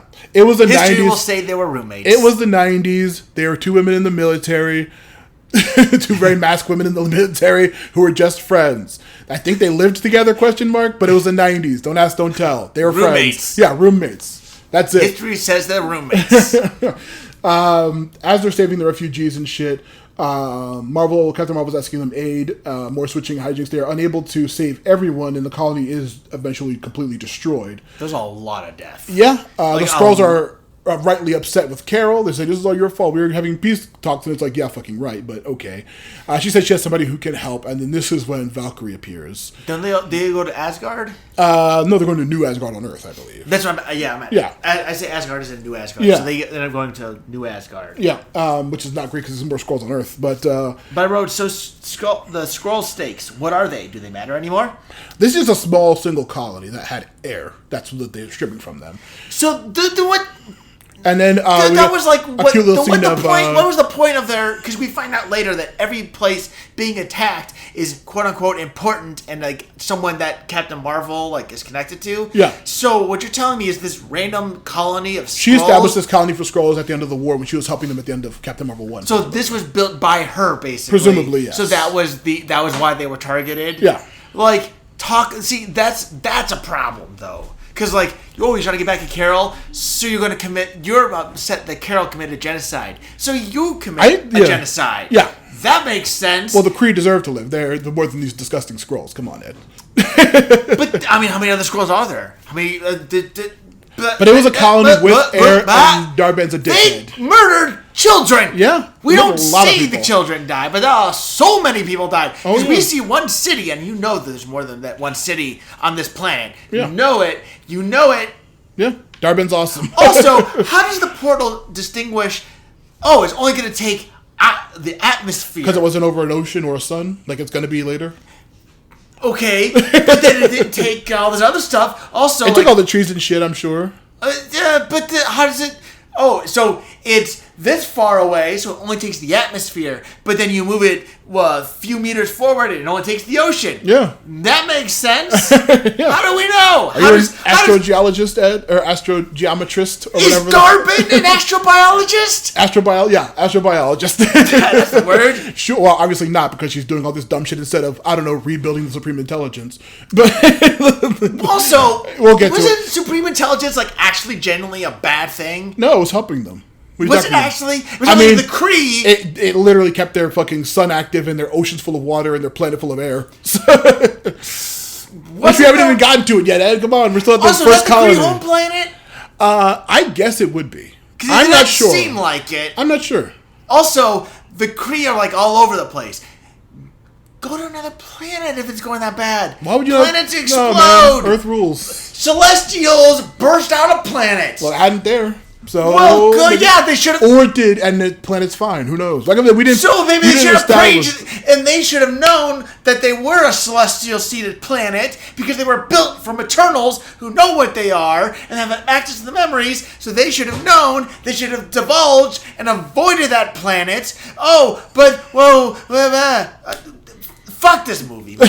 No, this movie's fine, Ed. No, this movie's going to go down my list, probably. That's insane. I can't believe you put it below, like, horse shit, like fucking, what was it, Monster Hunter or some bullshit? Monster Hunter had... nothing. had decent things here and there. This movie has the cool-ass action sequences and the cons. Sequences. Yeah, and the cons were fun. No! I just do it. Punch! Oh, I teleported. Oh, no! Punch! I teleported. Yikes! Yeah, that's better than anything in Monster Hunter Ed. No, it's not, and you know it. 100% it is. No. Yes, it is. Nope. Oh, I'm sorry. What, you look at your knees or something, Ed? Is it the knees?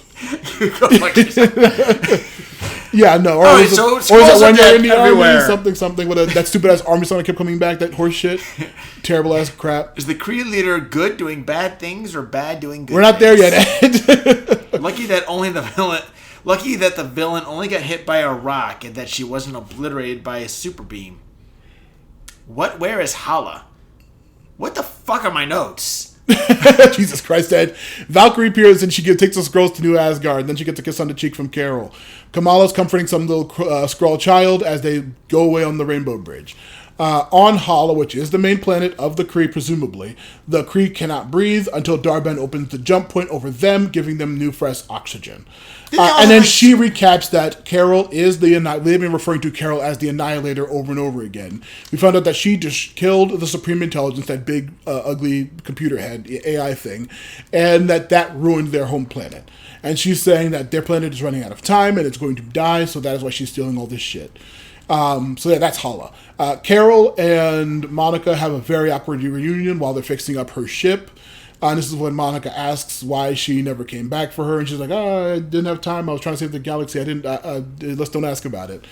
Carol thanks Kamala for all she's done. And she's glad to have more people on the ship once again. Which then Kamala's, of course, hyped that she's on part of the team. She's like, we need a name. I'm Miss Marvel. And that's Captain Marvel. Let's call you Professor Marvel. And she's like, yeah, no, we're not doing this. And this is when she kind of explains the quantum bangles. Not really, but in a way. So I wrote this because she says she got it from her nanny or her grandma, right? Yeah, that's the one who did the partition. How did her grandmother get it? She found it in that weird temple connected to newer dimension where the Jinn are from. She's happened to find it in a random place? No, I think that they specifically were like, the Jinn were called to come there to do using it as some kind of portal back to their home dimension, maybe, during the partition, which I mentioned last time was a crazy weird thing in real Pakistan Indian history. And they found the bangles there, but then they hid it because there were, people were being killed or whatever the fuck. I wrote these two things, by the way. Yeah. Why are her parents going to the space station? Because her parents voluntarily go up to the space station. I think because the Kree know who they are, maybe? I don't fucking remember. I don't think it was just a gag. That or makes just to keep them in the movie as a gag, I guess. I don't know. A much I needed love gag. them. Yeah. They were awesome, and they deserved to be in the movie, but they did not need to go to the space station because you're taking them to a very, small space that has problems, and also what the fuck are they doing up there? Also, I wrote this, and I don't vaguely remember, but I also do. Goose the cat is ... unsettling. I think I remember that they go... That's the Flarkin, yeah. They play into the Flarkin portion of it way too much, and I think they put too much CG, and it felt weird. Yeah. Bengals. Monica's going to get a code name. Also, Kamala's going to fly, calling it... Who are the people on the Nick Fury space station? Isn't more than 5 jumps rough on the body? They did 10 to 15. Yeah, that's right. Who did 10 to 15? I think they say it was at 10 to 15 jumps away. They show to get to the water planet. I didn't even. But they say it was you can't do more than 5 jumps in a row. They maybe take breaks between. They're not going to show. Remember, we see montages of them training and practicing and hanging out and shit in a second. Carol explains that Darben using the universal weapon to harness the portals somehow, and she's using and she has the bangle. How did she do it? Who Somehow, knows? somehow. And this Fuck is when me. Carol uses her memory device to show them what's going on and why the fuck they're doing any of this. They review, but Carol and Monica focus on the Monica's mother and the past, and they kind of just hug it out. She's like, man, don't you remember how much your mom means to me? She used to bounce on it crazy style. Whatever the fuck she says. And then they kind of just hang out. They're friends now. They're all good. Carol misses the memory device, blah, blah, blah, blah, blah. They hug it out. Monica explains the jumps. Okay, the jumps points are being destabilized. This is when Monica finally says this is what the fuck the plan is. They all agree that the next target is going to be a water planet. What? No. Okay, how convenient is it, by the way, that the most water-infested planet is also one that Captain Marvel has been I think to? they remember they mentioned this one. She figures out that it's personal. I think because she says she's awkward about going there because of the chosen planet, and this is when we learn that Kamala's family's going to space. Right, but also how convenient is it? Like this planet that is 99.2 or 99.62% water, which, all right, I wrote that percent down it because they say it 99.62% water. So is it just an island? Or is it just a really, really, really, really big-ass planet? Earth's like 70% water. Yeah, but also see how much...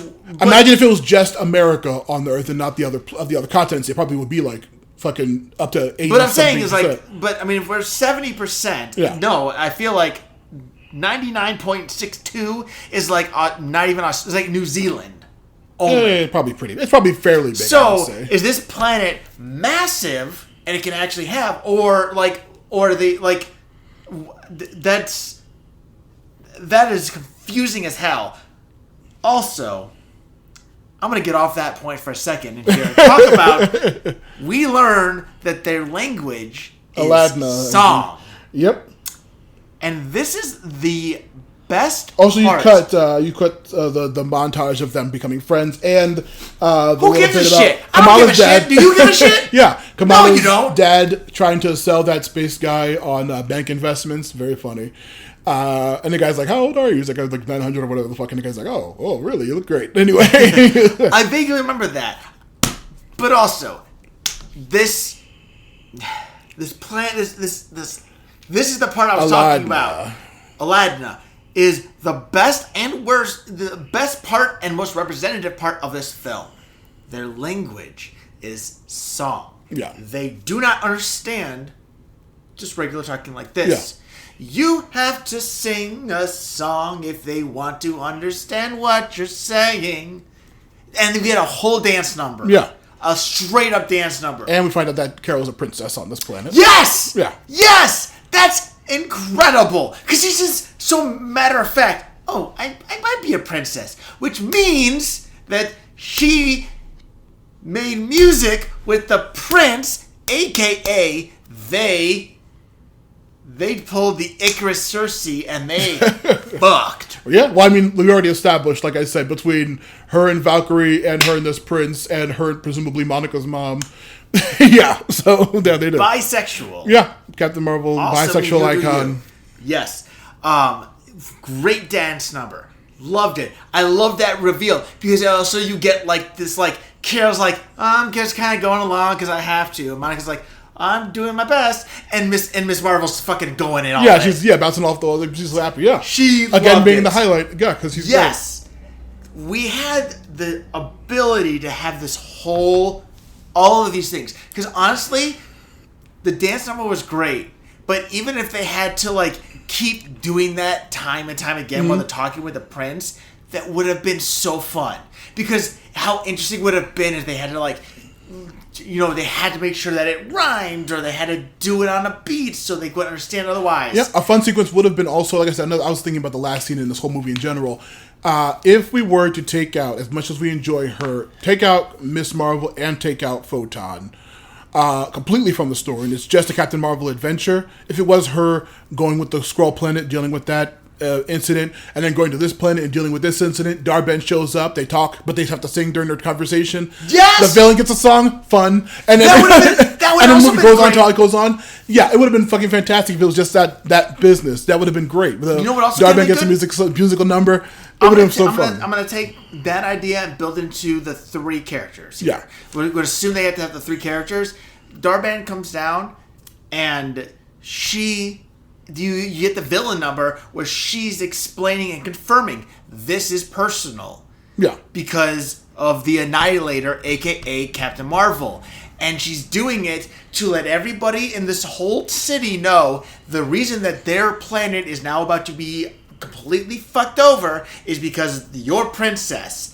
Meanwhile, both Monica, who's, reconnecting with her aunt, and Miss Marvel, who's being with her idol, both of them are seeing this dark side of Captain Marvel through this very the most cheerful fucking song ever. Yeah. And I would have thought that would have been cinematic fucking gold. Is this upbeat, cheery ass villain song talking about the atrocities that Captain Marvel did? You have a character being broken down while having to sing about the trauma of it and the trauma of the villain, and these 2 characters going through the trauma of their idol being completely obliterated. But we don't get any of that, because after this great opening dance number, we get this great idea, this great setting, something so simple, so easy to do. And the princess says, oh yeah, I'm bilingual, I can speak regular and understand everything. Yeah. So we don't need to sing anymore! Surprise! Yep. Fuck me. I was so mad. It was a fun sequence that could have been more, but also probably people they didn't want to overstay its welcome. Also, I was going to say another shout out to the director. It should have. Yeah. Because you know what? Overstay your goddamn welcome. Yeah. Because that is what makes a bad movie at least enjoyable. If you want to see an absolutely amazing musical sequence by this director in 28 Years Later, The Bone Temple, there's a sequence with Iron Maiden's The Number of the Beast where these people are like convinced that Ralph Fiennes' character is literally the devil, Satan, and he does this fucking insanely awesome fucking fire and ash dance to this music number while he's like, it's an amazing music sequence that's all to that song and him singing the song, and it's fucking so fucking sick and cool. It's a crazy ass beautiful looking shot. Yeah, she can do amazing music stuff. I wish they gave her more to do. I'm curious if there's been an oversight about it. When they introduced the language is song, that whole scene up until the point where the prince just stops it is great. Yeah. It's again, it's also a bright, fun, beautiful, not in dark space again or a gray colony. It's a bright, beautiful, colorful planet that's fun. And if the movie was more of that, it would have been fucking a lot more. Like I remember, I straight up remember it was very white. Like it was a lot of like white. It was like Ilios and Overwatch, were like the actual ivory, like a white, white marble city. Yeah, very beautiful. And that was distinct. And then you had this color in it. And I think that again, we talked about it before in one of our previous parts. Like Ragnarok bringing color was a great thing because dark gray, it works, but when it's all you have, it can be very forgettable. And there's a lot of scenes that did utilize it too much. And this planet has so much potential. It was right there. Well, too bad Darben shows up from Hala. Also, I wrote this, okay, and I don't even remember, but I'm sure I remember. How does she change outfits? Because didn't Carol randomly go I gotta go talk with the prince, and then 2 seconds later she's in a completely different outfit. And they all get new outfits. Yeah, they all get bright new colorful outfits. And they just that would have been hysterical to if someone was like, wait, how did my clothes change? Who changed my clothes? Yeah. And even Miss Marvel going that was me, but don't tell her. Yeah. A little bit fourth wall breaking. That would have been awesome. Yeah, I wish we had more of that plan. It's very. You know what also would have been great? I won't even lie, and it would have been hysterical. And I think it was around the time when we were starting to get the Sony Marvel. Yeah, we were because of the end of this film. So how funny would it have been if you just had Deadpool just come in, do one random line, and then walk out? Oh, that would have been too much. That would have been too ridiculous. Actually, the Deadpool hasn't come out yet. Deadpool's way more recent, I think. The first Deadpool was out by this point. Deadpool, yeah, but the Deadpool Wolverine hasn't out yet, so they couldn't have him in there yet. They could have. Nah. They would have. Do you listen? You didn't listen. I love also, Ryan Reynolds. So random. I love Ryan Reynolds. That you could have had just a guy in a red outfit. That would have been so random. It would have been funny. A lot of things could have been funny, but not this movie. The You know what wasn't funny? The fucking they got Darben. Yeah, the egg. There's randomly the fucking. They find gooey eggs on the space station. Oh no, more hijinks on Saber Station. Everyone loves those beats. I'm glad it's cutting away from these songs. Yeah, I like that everyone gets new outfits. The Kree appear from Hala, and Darben attacks in the Marvels fight. The fight sequence ends with Carol on top of the spaceship again. A very fun little sequence. Oh yeah, she gets a random the scarf for some reason. I don't know why they wouldn't just let her use her powers for Kamala using that dumb scarf to tie people up or whatever the hell. Very random and very stupid. I don't even remember that. All I know is don't they talk about how the bangle absorbs powers? Yeah, she begins to, Carol's using her beams. She does find out that Darben finds out that the beams is fueled by gets powered up by her They found that out earlier because Carol learns that, and she keeps trying to use their powers against Darben, who keeps absorbing her powers and getting stronger. Because I wrote, your Carols get absorbed, Carol. What Carol's get absorbed. Fuck? Your Carols get absorbed. Yes. And that planet gets fucked, right? Yeah, Darben opens the portal and starts raining their ocean. They're fucked. Yeah. Like everything in the film. That whole planet, this great, awesome, lively, wonderful-looking place, they're fucked. Yep, the Marvels then pilot their ship to go stop the Kree on the next planet. They have no idea what the hell's going on. They're like, okay, well, we fucked up again. That's 2 out of 3 fucked up. Carol wants to catch Darben, but Kamala forces them to part away. To port away. What? Carol finds and explains that killing the Supreme Intelligence is the reason that all this happened. I think Carol's trying to kill Darben, but then she's like, no, you gotta save the people on this planet. So she goes back and does that. And then Carol explains, yeah, I went to Hala, I killed the big giant AI thing that was fucking with me in the last movie, and killed it, and it turns out that fucked up their planet majorly, and I'm trying to make things right. I'm not sure how, and I'm not really doing anything actively, but I'm trying to stop Darben. Oh, listen, here's what I think, though. I think that, and this is, how did the AI Supreme Intelligence stop the sun? But it's fucking in Supreme Intelligence. Oh, yeah, okay. That this makes thing was no sense. Yeah, this thing was literally no fucking sense. Just imagine it was Fastos' what's it called, Eternal Mind doing it. But that doesn't mean no. Yeah. That makes even less sense. He was fueling their sun and their air and their water. Yeah, the sun, the air, and the water is all controlled by this Supreme Intelligence. Yep. You know what, then? You listen, fucking leave the planet, because you didn't deserve to be on that planet if the only reason why it was inhabitable is because of a fucking computer program. How dare you? No!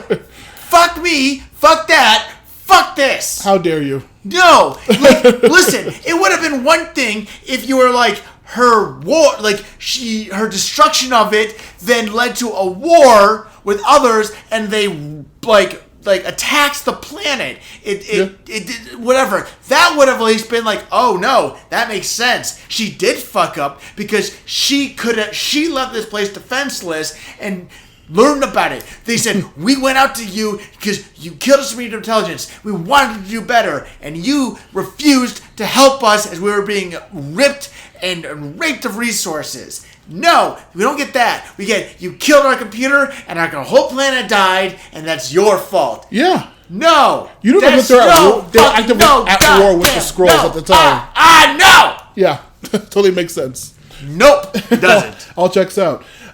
Carol, they see that they're commiserating on their second fuck up, and they see that the jump portals are kind of wigging out, and they're like, okay, well, we need to figure out her next target.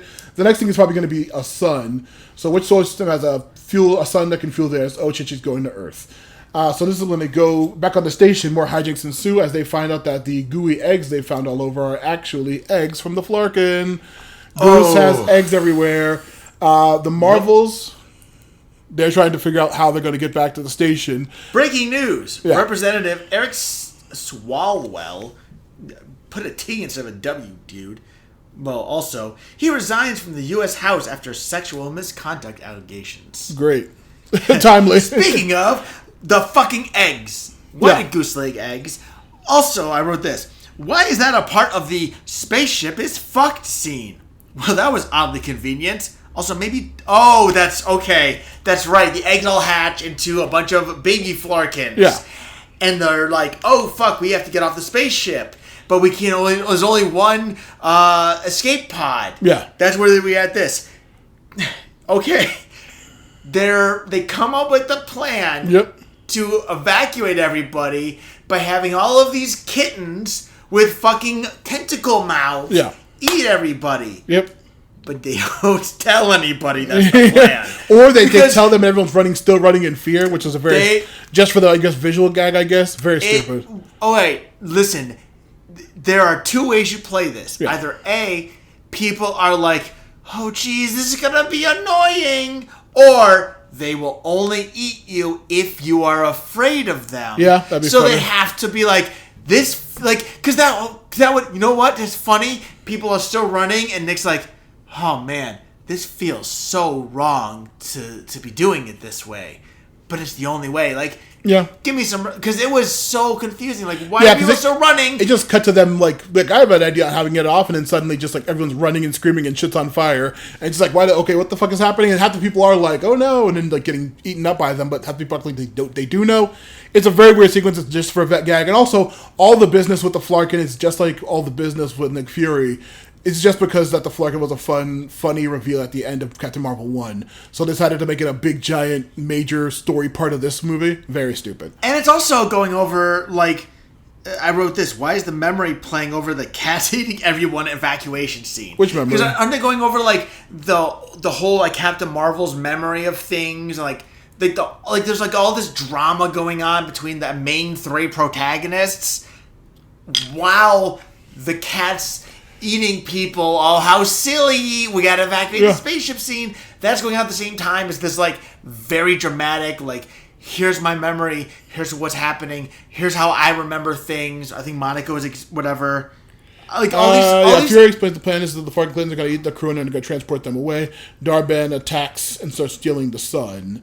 Kamala's family is there, and this is when they tell her how much they love her and how much they're gonna leave and save her, and then, all the Flarkins are on the escape pod. I don't remember. The memory thing might have been when they were commiserating and then they said they saw the jump pod and they said we're going to go there. Between them fighting the eggs and realizing that there are gooses and then the sequence where the Flarkins are eating everybody on the ship. What a MacGuffin. This is... 100%, yes. This is Rise of the Skywalker level as a MacGuffin.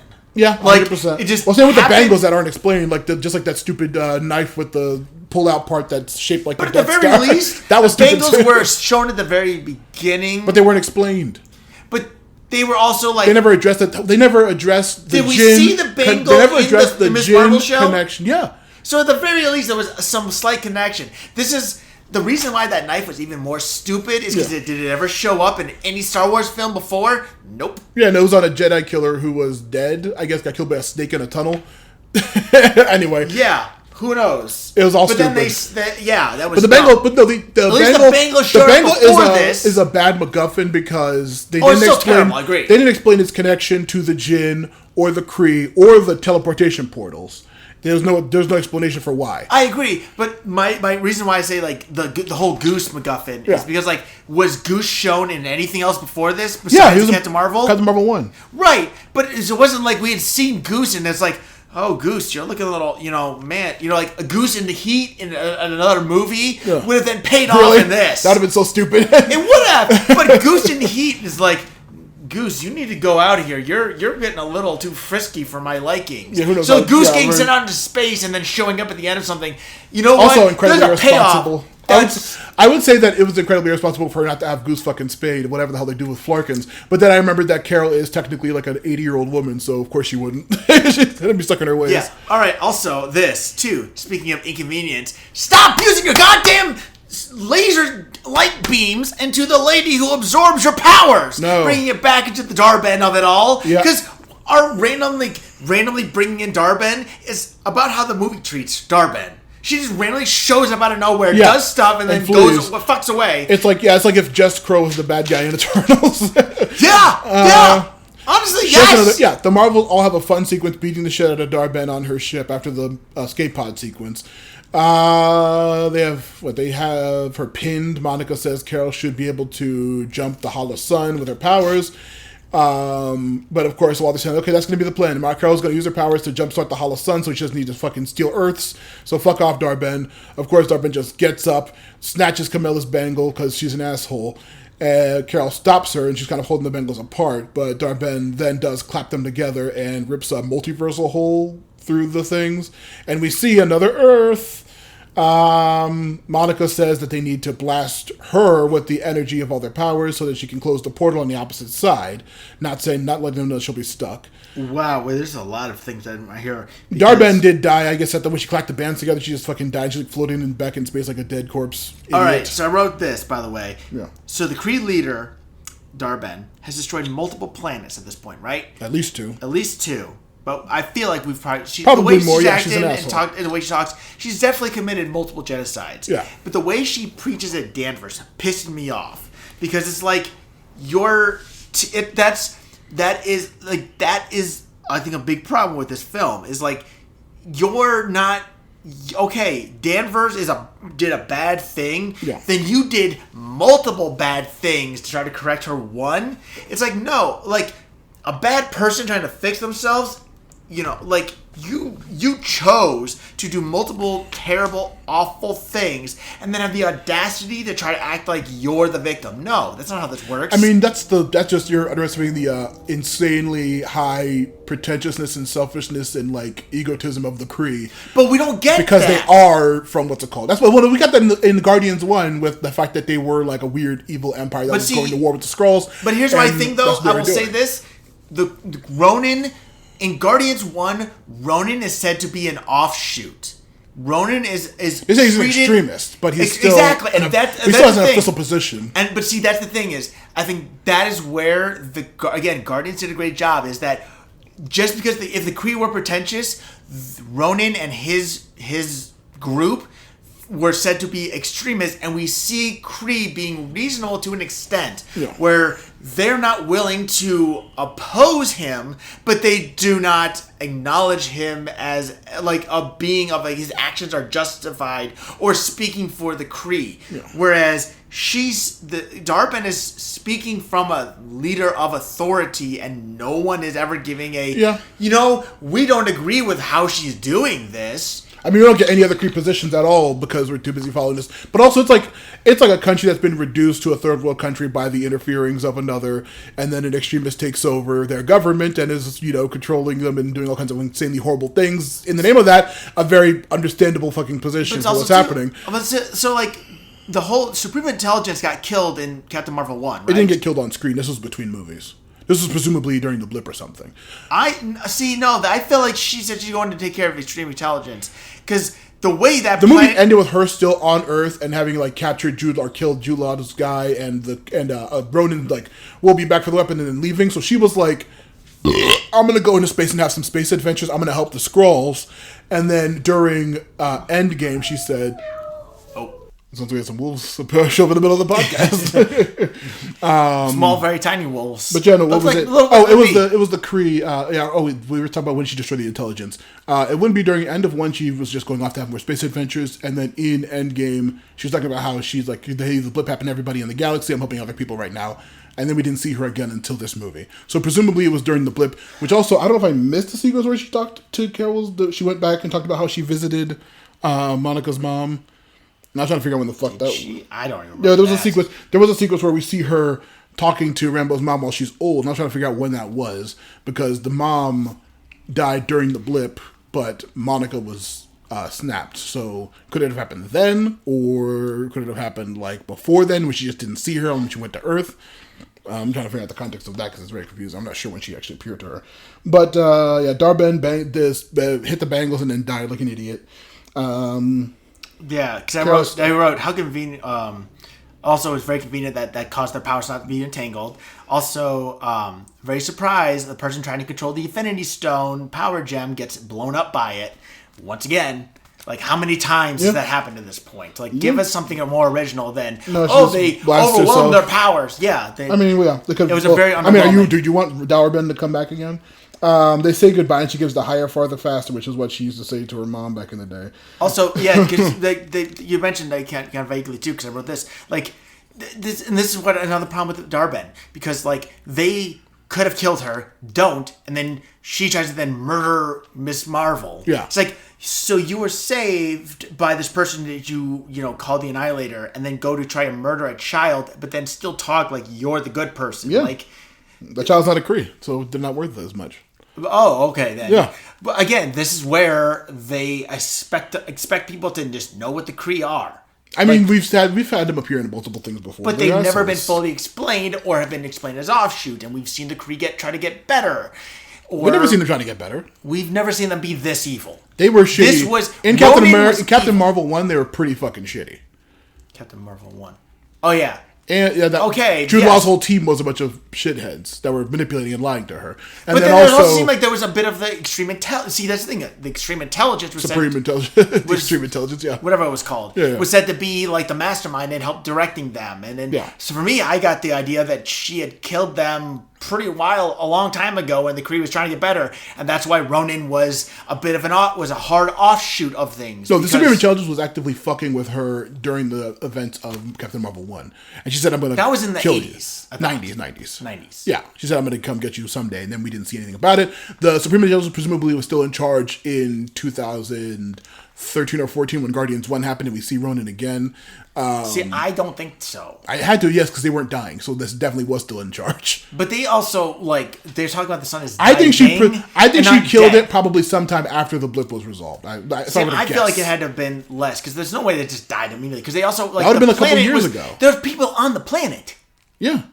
And oceans don't just immediately evaporate, and also, they also had things to breathe, because there was, bad air. In 2018... Or no, it was actually in world. It was probably 2020 something. You know what? Let's Google it. Yeah, we'll go Google when did she destroy the Supreme Intelligence? What year? What year did Carol destroy the Supreme Intelligence? Well, we'll start with when. When does Captain It'll say between the events of Marvel Captain Marvel kill and you and your the farts. Supreme Intelligence? Yeah, the Kree Supreme Intelligence. Yeah. It's going to say between off-screen event occurring shortly after the 2019 Captain Marvel movie. So the first one. So shortly after the first one? Shortly after in the 90s. Okay, so it's according to this. Yeah. Let's see. Supreme Intelligence. Date of death, 1995 to 1996. Okay, yeah, she destroyed it immediately. So yeah, this 30 or so years ago.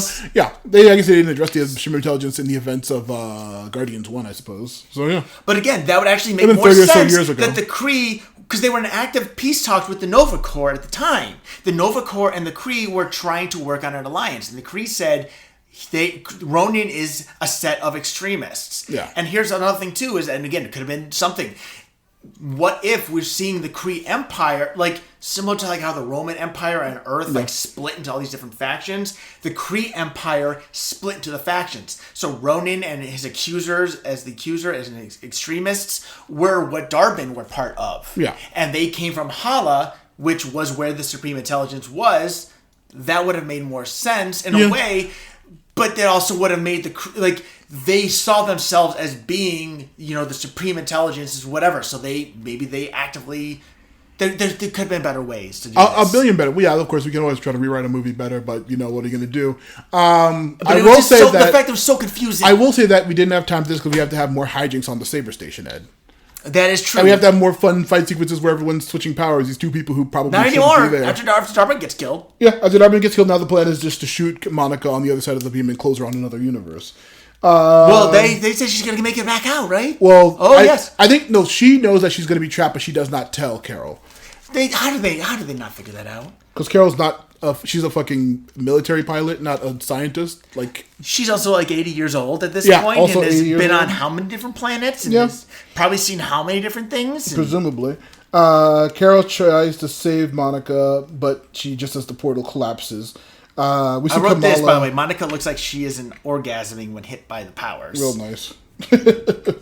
That's right. They give her power. They shoot the powers at her. Yeah. To overpower, and she's orgasming. Nice. What about the other portal tears destroying the other planets? They were closed after they stopped or whatever. Were they? I think they said they were closed. No, they just absorbed the atmosphere. Those colonies are destroyed. The oceans. Yeah. So fuck those places. I mean, maybe they used the battles afterwards to establish them. I think because they stopped the portal on Earth. Yeah, they did on Earth, but how do we know that they went back? Because it seemed like every warp point is its own thing. They never go back and address it. Well, fuck those places. Between other movies, that's what it takes place. Like everything else important. I did also write this because I was confused. Yeah. So they talked about how Captain Marvel's able to just go into the sun and cause it to reignite. Yeah, and then she flies out too. So in the what if episode where Ultron wins, Yeah. he beats Captain Marvel by throwing her into a sun. I'm Maybe she pretty was sure. stuck there. Oh, I think she flies out of it, right? We see her come out of it. I believe we see. Well, in the What If episode, they throw into a sun to kill her because. But it's also her reigniting a dead sun. This is different, so maybe it's just who the fuck knows? Theoretical physics different. I think it's a bit of a MacGuffin. And no, we're just gonna rewrite things. Yeah. Well, like I said, it was a dead star that she's restarting with her powers as opposed to the sun. Also, she presumably does live, so we'll see her again. What a lucky thing that she's able to just reignite the sun. Yeah. What a great way for her to just be able to fix everything. Also, fuck the planet that lost all of its water and the Skrulls who all died because their atmosphere was whatever. Hala's alive again. Go boy! Yeah. Well, hey, we don't have time. Job, we have to end the movie. Marvel. We have to end the movie. Kamala lands on Earth and tells her family and Fury what happened, and they cry about losing Monica. And this is, Carol went back to Hala, flies into the sun, restarts it, then flies out. Saber Station is being rebuilt, and the other planets will recover, it says. I wrote that. So at some point they mentioned that the other planets will recover. Oh boy! Well, good. How lucky. Yeah. How fucking lucky. I'm sure all the Skrulls are going to come back to life, right? Yeah, all those children who were sucked into the space, yeah. Yeah, they'll be fine. They'll come back to life. Yep. Sure. Good job. Good job. They recovered. It's all fine. Fuck me. Louisiana, Carol is moving into Monica's place, I guess. I wrote that. It said the Khan family moved to Louisiana and into the Rambo home. I thought that, I think it's just her, right? I don't fucking know. I couldn't tell if it was the family or just Carol. She's a teenager. She is not living alone. I mean, the whole point is that the major point of her whole story is that she's out of Jersey, so I can't imagine her moving there. I think it was just Carol moving into her ex-old girlfriend's fucking house or whatever. I thought the whole family moved out. I couldn't tell. Honestly, house got destroyed in Jersey. I was watching it and I couldn't tell what the fuck was happening. I don't know if they're still just in cover while their mission's happening or what. But a major point of her whole story is that she's out of Jersey. That has to be where she stays. So I can't imagine that she'd be moving there. Maybe she was. Like I said, it wasn't fucking clear what the fuck was happening during that sequence. It's kind of like they almost don't know what the fuck to do with this character. Yeah, they're kind of. Who is honestly, again, you have a great actress playing her. Yeah. You have a great. Supporting cast. Yeah. And, honestly, again, even if it's somewhat changed, there's a good backstory and cool ideas. Yeah. And they just don't know what the fuck. They're putting her in Louisiana. For some reason, yeah. For some reason. Like I said, I'm not sure. I think Carol's moving there, but they didn't. I was paying attention. Why is the family there? On my second watch. The whole family's there. Because they're helping her move. Oh, yes, they're helping Captain Marvel move. Captain Marvel needs help moving. It's Kamala's biggest dream. Listen, to help her move. This is not... I know people talk about Captain Marvel didn't need all the help from all those people, in Endgame. Yeah. But there was an enjoyment of seeing all these characters kick butt. Yeah. Whatever. And also, too, there's a lot of superpowered people there. So, yeah, Captain Marvel doesn't need their help to stop them overall. But the point is, she needs a clean, there's going to be people who can slow her down, theoretically, and that's the problem. So it makes sense. Captain Marvel does not need a random family from Jersey to help her move into Louisiana. It's probably it's just a favorite to fucking... I think their house was destroyed and they all moved into Louisiana. Because I swear to God, no, they were. Because they're talking about, be careful with, their heirlooms and stuff. There was heirlooms and stuff. I see. I find a fucking thing. Marvel Studios. Just for clarity, it was Carol who moved to Louisiana house at the end of the movie, right? She was moving. That's someone asking the question. What the fuck was the resolution? It's Carol moving, but I think the Khans were going there to stay with her for a bit because their home was destroyed, and the whole Carol mentoring Kamala thing, whatever the fuck's happening with that. Agreed. It's Carol moving into the Rambo house. Carol's carrying some stuff labeled Goose's things and Carol's things. I was implied outright that blah blah blah. So yeah, it was very confusing. Like I said, I paid attention. I could not fucking tell. These are people still guessing technically, but given context, it's seemingly that it's Carol moving into her old girlfriend's apartment or house in the middle of the fucking swamp while Kamala's helping, and maybe they're staying with her for a bit while their shit gets rebuilt. But it was not clear. It was very unclear. It's a good thing we had all those random Saber space station scenes and the scenes of the Cthulhu cats eating people, terrified people. Yeah, that's the most important thing. To save them. Yeah, the most important bit was those dumb sequences. Yeah, like I said, if it was just one or two aspects of this, it could have been way better, but it was so weird and needless. It is funny because, Eternals was good, even despite its... split personality, split points of views and big cast. But, this had three big characters and somehow couldn't put things together. That makes no sense to me. Yeah, I think that they, like I said, it's shorter. It's like only an hour and a half. It's incredibly short. It was. I do remember that. You did need a shit ton of context of three shows and another movie to make this make any fucking sense, despite what Kevin Feige lied about. He's a liar. But yeah, you need so much more context and so much more aid in this movie. And like I said, they did not have enough time or story. And also, it could have been trimmed down incredibly. They just wanted to rush it. Like you said last time with the Turtles. They did a DC thing where they rushed to the big group thing instead of giving Carol more space time, which is what they should have done. But yeah, the she ends with her teaching Kamala how to fly in space, and then we get two end sequences, two post-credit scenes. First one is Kamala doing the Nick Fury gag from Iron Man 1 to Kate Bishop. That was awesome. Yeah, I'm going to get into the Young Avengers after this as well. And then I even wrote, I said Young Avengers end scene was best part with how on point to the original it was from Iron Man. Yeah, very funny. And then the second one, we see Monica waking up in a lab that looks very familiarly colored, and she sees a blue hairy man, scientist, doing some kind of stuff. It is Beast, and then we see her mother with Captain Marvel powers going by binary. What? And she's like, "Oh my God, Mom!" And she's like, "Mom, what are you talking about?" And she's like, "Oh shit!" And then that's where the movie ends. And it was Kelsey Grammer Beast. Yeah, Kelsey Grammer Beast. Not what's his Nicholas name? Holt. That's his name. I think it's Holt. Yeah, I think it's Nicholas Holt. The Renfield. Yeah, right? Yeah. So, I believe so. Yeah, which is X-Men. We own the X-Men now. We're coming back. X-Men are coming back. I'm like, okay, cool. Hey, fucking make it happen. Oh yeah, in Endgame. Or no, that's right. Doomsday was no, Wolverine and X-Men. Wolverine and X-Men is where it came in actually because they established that is another universe. That Wolverine and Deadpool are very. That's not the Wolverine from the main Fox universe because he died. Remember, he used his body at the beginning of the sequence. So that's Fox X-Men Wolverine technically, and the other one's from another universe where he abandoned the X-Men, I believe. We need to watch. We'll watch Deadpool and Wolverine again because that movie's fucking great. Honestly, I think I'm probably gonna watch New X-Men again because I love that movie. That's my favorite X-Men movie. But now, yeah, that's when the movie ends and we wrap up with a very fun, awesome ass sequence. A lot of major problems. So, by the way, I wrote this about the Monica one. Said after credits scene set up integration of the OG X-Men films. Cool.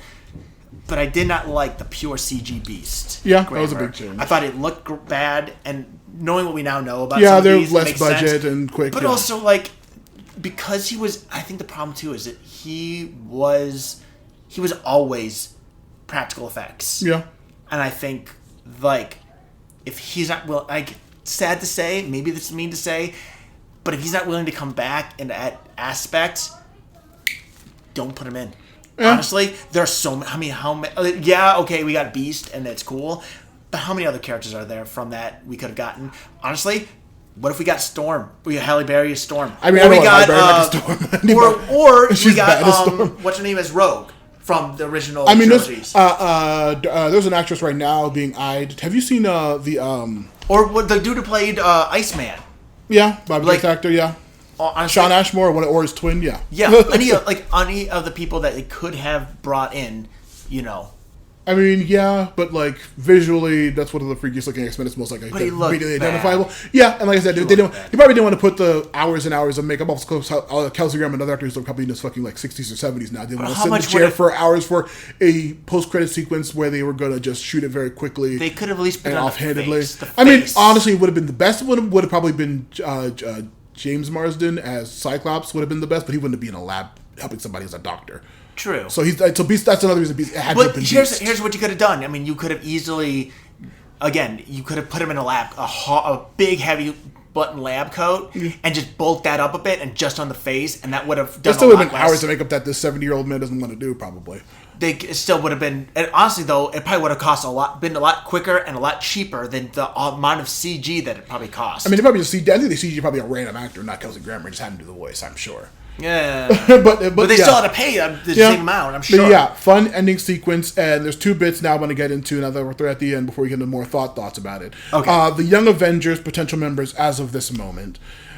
In the Marvel Universe as it's set up, we have Miss Marvel, Kamala Khan, yes. Kate Bishop, Hawkeye. Yep. Next would be Stature, a.k.a. Scott Lang's daughter from Ant-Man Quantumania. She goes by Stature in the Young Avengers team. Then there is Echo, who I mentioned. I believe the actress is Native American. The character's last name is Lopez, so like I said, she's, I guess, half Native American, half Hispanic. Deaf, a deaf... ninja trained by Daredevil. It's Daredevil. She's Daredevil's apprentice. She also has a prosthetic leg, I believe, which I think the actress actually has. So I think maybe it's incorporated to the character. Then next one would be White Tiger, who is another character from Daredevil Born Again. If you've seen any of the Marvel animated shows, she's another Latina. Another Latina who is has like an amulet that gives her like enhanced power. She has like a white tiger suit. She's been in a couple of the Spider-Man shows. But yeah, she's established in Daredevil. I will say it is funny, and I have no problem with it. But like, it seems like the Young Avengers is almost like the inverse of the original Avengers. Yeah, where it's like one token woman with all these men. Oh yeah. And now it's all these women with one token guy. Yeah, literally. I haven't mentioned a single guy yet. Because next would be America Chavez, currently training in magic with Stephen Strange, Doctor Strange. Able to generate portals and shit like that. After that would be Ironheart, who is a black woman who's, I guess he's in college age also. They're all like in their 20s now, all these people. But yeah, she also has like Iron Man suit and technically some nebulous deal with fucking Mephisto going on currently. But, which, I mean, that's also kind of awesome that that would be fun if that's... that'd be also very on point for the Iron Man person to be the cause of all the problems. 100%, yeah, and I don't think any of these motherfuckers are equipped to deal with that. None of these people would be fucking able to deal with Mephisto. Unless the next person on the team... Could the original Avengers deal with Mephisto? I don't think so, because the next member on the team is Wiccan. From Agatha All Along and Son. So he should be joining the team. There you go, you have a guy. The one white guy's a gay dude. That's perfect. And the last one would be Patriot, who I mentioned is Isaiah Bradley's grandson. Isaiah Bradley is incredibly important to Brave New World, and his grandson could come back having some semblance of the powers. In the Young Avengers team, his powers usually like he uses some sort of like enhancement drug to appear to have the super strength, but he did not inherit it actually from his parents. And it's a fun little like storyline about that. But so basically, it's like he has no temporary powers. He has temporary powers, but then like they get him off, and then he just trains and uses the regular shield like a normal Captain America protege. But yeah, like Sam Wilson. Yeah, like Sam Wilson, no powers, perfect. So yeah, that would be the current lineup of potential Young Avengers. And I said like, boy, all these TV show characters would like fucking that movie would not make any money if it was another like Defenders was a Netflix event with Iron Fist, Luke Cage, Jessica Jones, and Daredevil. If they did a TV show with the Young Avengers, maybe, and they really, really pushed it, it could do well, but I couldn't imagine it be a movie unless my idea was they put Spider-Man on the team. If they added Spider-Man on the team, that movie would instantly at least make a fucking $500 million off of that alone, and if it's really good and word of mouth is positive, it could make like a fucking infinite money potentially. But like, that would be this is, I think, where the biggest problem with losing Jonathan Majors as Kang and taking just taking Kang out of it all is because I know that isn't young Kang who learns about what he does and like all these other multiverses and his ancient self does. It's like, I'm not going to be that guy and become a good guy. Iron Lad. Yep. Yeah. He's been like, I'm somebody from the future, and he realized that it's actually a Kang from the future coming back in the past to try to stop himself. But of course, Kang, being his infinite time loopy self, is like completely like, yeah, I remember when I did that. Guess what? It's not going to work out.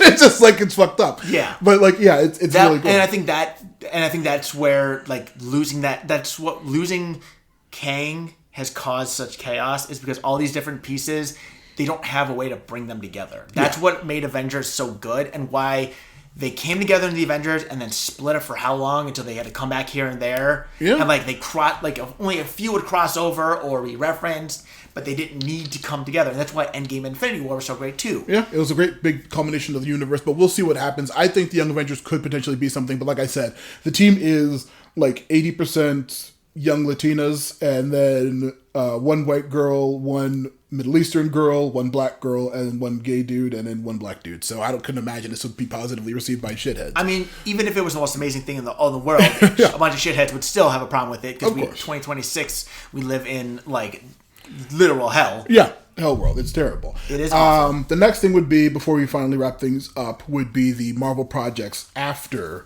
the Marvels, which there I have 1, 2, 3, 4, 5, 6, 7, 8, 9 things since the movie, since the Marvels. Number 1, Loki season 2. That was really fucking good. fantastic, and established God of Stories Loki as the connection of the universe and the Yggdrasil. After Loki 2, Loki 2 was the first thing after the Marvels, which is a huge fucking whiplash from such a great project. And again, that was another great thing because where it built Kang in without him being hard built. And also they had a little shout out last minute. Isn't Sylvie thing. also in the Young Avengers at times? Yes, she is. The actress, I don't think is the right age for the group, but the character is, yes, she's. But that would have been. They could have easily fixed it. But also there's a number of. She could have turned herself to look much younger. But no, there's also the young Loki that we see in the deleted dimension that they go to in the next series we're going to cover, or next thing I'm going to talk about. The young Loki we meet, he's also part of the team very frequently. Wait, which one? Young Loki we saw in the weird. in the end of. Yeah, the end of world dimension or whatever the fuck it's called. Yeah, that's right. The kid Loki. Yeah, that kid Loki is also a member of the team very frequently. Okay. Of course, that dimension we can't remember the name of is very important because right after Loki season 2, Wolverine and Deadpool. Fantastic. Fucking incredible. And established the Fox universe as dead, but also a huge love letter to the Fox universe. Fucking incredible. First R-rated project. Lots of fucking fun-ass swearing. Honestly, I mean, the Chris Evans as Human Torch. I think Cassandra Nova, who I loved from the comics back in the 2002 and 2003 X-Men comic series she was introduced in. I fucking love Cassandra Nova, so I love that actor. I hope she comes back. I hope she's not dead, because she would be that's an Avengers level threat. Oh my god. I mean, the kill she did on Chris Evans. It's very funny. That was brutal. Yeah, she's incredible. And of course, Deadpool, fucking hilarious. Hugh Jackman Wolverine, fucking hilarious. It's insanely awesome. A great movie. I'm probably going to watch it tonight, because it's so fucking good. It was good. After that amazing project was another amazing project, Agatha All Along. So good. Fun ass thing introducing witches. Now they should have been. I guess if it wasn't such a specifically personal thing being generated, how it was being generated, that would have been a fun group to try to deal with Mephisto. Because I still like that. Honestly, watching it and learning the twist at the end there about Wiccan. Yeah, Wiccan. Was incredible because you go back and you watch and you see Agatha's face and you're like. That's where she made that look, and that's why. And also too, the backstory on it was so good. And also the sequence where she's like, it didn't work. You guys are all fucking weak, and she was about to drain them when they used their powers. So she was getting ready to do that to them. That sequence, but also. One of the people is she's trying to bait us into drain and giving us her powers. Someone immediately knew what was going on and said that in that sequence as well. So it was incredible. But also, just overall really fucking fun. And even that song is catchy. The Witches Road song. It was an amazing series. Next thing would be Daredevil Born Again season 1. A show I fucking love to death. Like I said, it's incredible. You think it's not going to be as brutal as Netflix, but it's fucking just as fucking brutal. Daredevil's an amazing... Matthew Cox, I believe his name is. He's nice. Or Charlie Cox. Yeah, nice. He's incredible as Daredevil. He's fucking so goddamn. He's an amazing actor in all 3 or 4 seasons of the Netflix show, and then he carries all that amazing baggage over to the new show that's nebulously canon to the old series. Kingpin, Vincent D'Onofrio, fucking incredible. Like I said, smashes a dude's head on fucking screen in front of a bunch of people. And like I said, it's all about an extrajudicial police force named the ATV or something like that. Just arresting people extrajudiciously, keeping them in cages. It's terrible and disgusting. That is so on brand. Yeah, and unfortunately, they're all murdered horribly by Bullseye in a fun-ass sequence in the second season. But before that, we have Captain America Brave New World. What the fuck was happening? Now, finally, after all those other things, it finally addresses what the fuck's that giant man sticking out of the ocean with the hand in the face. I'm gonna... zip it up because I will go off on that again. Yeah, I mean, like I said, watch the show. It's some fun handling of it. They finally address it. Also, like I said, Isaiah Bradley flips out and tries to kill Harrison Ford president. Harrison Ford president turns into a Hulk. It's a great movie. Not great. It's a fun 6.5. Gentleman 6.5, of course. After that, a legit 10 out of 10. Thunderbolts. If you think that the giant man appearing above London and half of the planet that stole those 3 people in Eternals and the giant missing out of the ocean were bad, the ending sequence of Thunderbolts is another Jesus fucking, how does this play? How does this Earth recover from anything that they fucking happens to them? Because it is fucking hellish. Because what happens to them at the end of that movie is fucked up. And then after that, Fantastic Four, First Steps, legit another fucking fantastic movie. Very fun Galactus, being absolutely menacing as hell.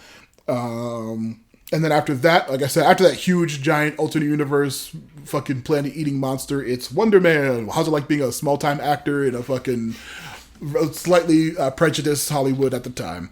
A very fun, and of course, like I said, Ben Kingsley's character. A prejudiced Hollywood? What would that be like? Never, ever. But yeah, Ben Kingsley's character is absolutely fucking hilarious. He's just like a shitty acting coach that's helping this dude the whole movie, and everyone's like, oh my god, aren't you the...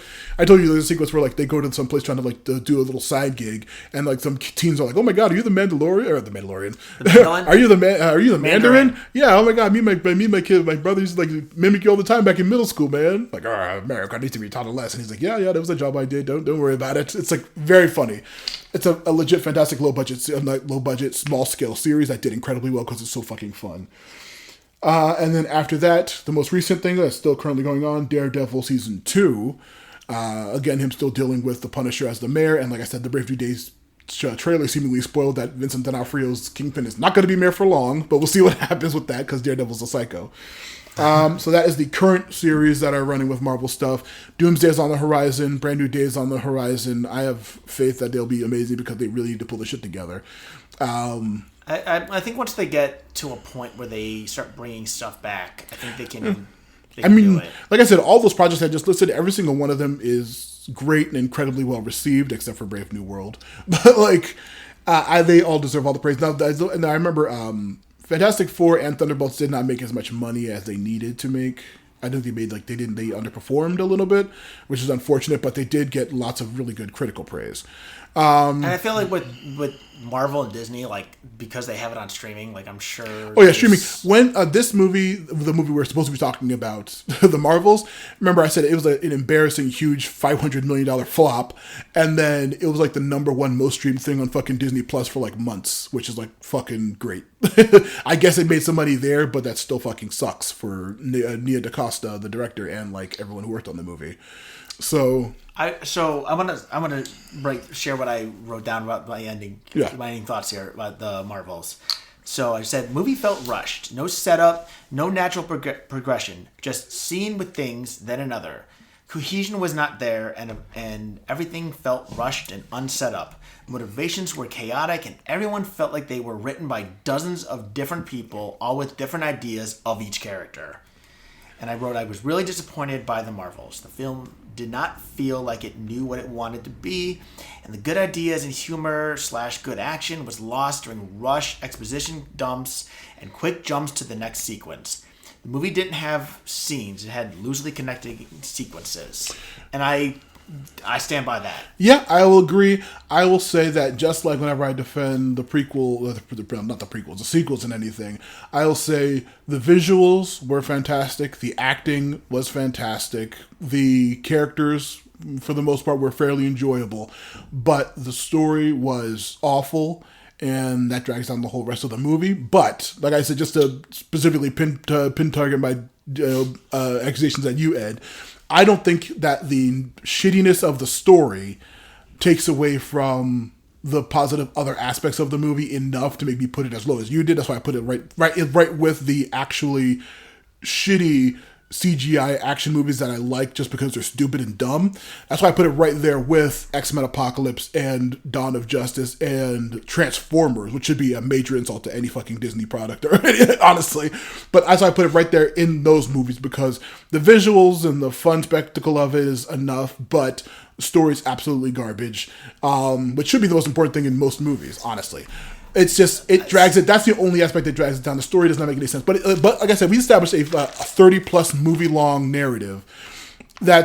All these movies have great, incredible stories, along with those action and humor and, fun sequences and fun characters and shit like that. There was a lot of unnecessary shit. I 100% was just like, I don't think that, the space shit wasn't necessary. They didn't need to rush to have all three of them. It really should have just been just Carol, or maybe just Carol and one of the other two. But they did not need all three, because the other two were so superfluous. They didn't add anything to the story at all. Only thing to the story at all. Yeah. But to the movie itself, it's fun seeing Carol's ramifications of her fucking... her partner's kid as a grown-up who she never made contact with over 30 years, having to deal with that, or a huge fan of hers on Earth who she doesn't know anything about, and she's like, why the hell is all these weird products made of me? This is bizarre. She never really gets the time to like really deal with any of that stuff specifically. So those two characters were 100% superfluous. Fury and the Flarkin being so plot relevant just because they were aspects of the first movie was also dumb. So yeah, all these like it's just plot shit that makes it so not heavy. Worth anybody's time. And as of right now in the MCU, with all those projects around it before it, completely skippable. Yeah. So like it's you know what? I'm gonna justify it here. So I have it between X-Men Apocalypse and Monster Hunter. Yeah. And here's why I would say that I think it's perfect for me in those spots. X-Men Apocalypse was heavily bloated. Yeah. And like just like this film had so many different characters and jumps around and everything, and like but there was just less overall in that compared to the Marvels, hence why it's better. But Monster Hunter, it too was very flawed with the writing. I thought the acting at points was pretty good. All right. no. I like Tony Jaa's character a lot. I'm making a grimace for listeners. And I think too, it was very singular focused. Like a lot of the film was Mila Jovovich and Tony Jaa. Like, it was them for the big chunk of the half. And even when you started bringing in the other people, they were a lot more background comparatively. So because it had such a smaller focus, it at least felt more cohesive, even if it was poorly written. This was so chaotic that it was a lot harder to piece together. I mean, it was multiple... Like, basically, Monster Hunter was a poorly written film with arguably... better acting or decent acting and all that. The Marvels was 3 characters and 2 stories, very much just kind of like put together and stitched kind of thing. X-Men Apocalypse was 1 complete story, bookended by this story, and then it completely moved into this story, but then also was referenced at the beginning. Like, it was like multiple different stories, and it was so disjointed. But like, that's why I think where I put it works for me, because like at the very least with Monster Hunter, beginning to end, I can tell you the character you had a main focus. You had these other characters around them. You had them interact with this one. They all felt like it was a part of they were all part of the same story without feeling superfluous. Superfluous. That's yeah. Yes. Yeah. So yeah, the movie very flawed.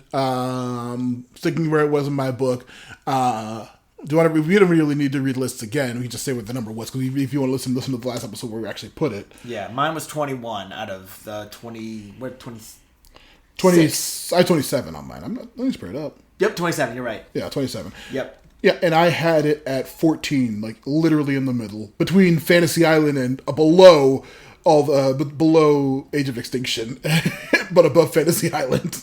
Which Age of Extinction is 26 for me, so I don't know how you have it there. I mean, like I said, my whole middle area is like fun, shitty CG movies, and then the whole bottom half is just shit. Speaking of just shit, let's get our See, my middle is filled with ironic, like, I feel like it's very funny to see, like, yours is filled with all those, like, very bloated over the tops. Mine's filled with bad taste. Banana Split to 16. 17 is I Party with Victorious. That's 14, what that is. or I said 14 was Bad Taste. 16 is Banana Split. 15 is Troll 2. 18 is Percy Jackson. That's probably the most I get. Even 11 at Digimon, you know, what's 12? Where's 12? That's Marcy X, never mind. yeah, that's terrible. But yeah, so that we have that. So listeners, that is our now closing in on 3 hours. I will say, though, I think we have to both, of course, as always, reiterate that the greatest film of course, all time. Number 1, no distribution, of course. Freddy Got Fingered, the greatest film of all time. Indisputable, Throne of Heaven, never to be toppled. I mean, honestly, like, The Rapture shows up if we ever find a movie. Yeah. Honestly, I will say that I can think of one movie that will someday top Freddy Got Fingered. I can't imagine. Freddy Got Fingered 2. Oh my, if they made that movie, I would explode. Me too. We're talking about orgasm, yeah, right? Well, both. Physically die in a fire, but also come at the same time from the hype of it.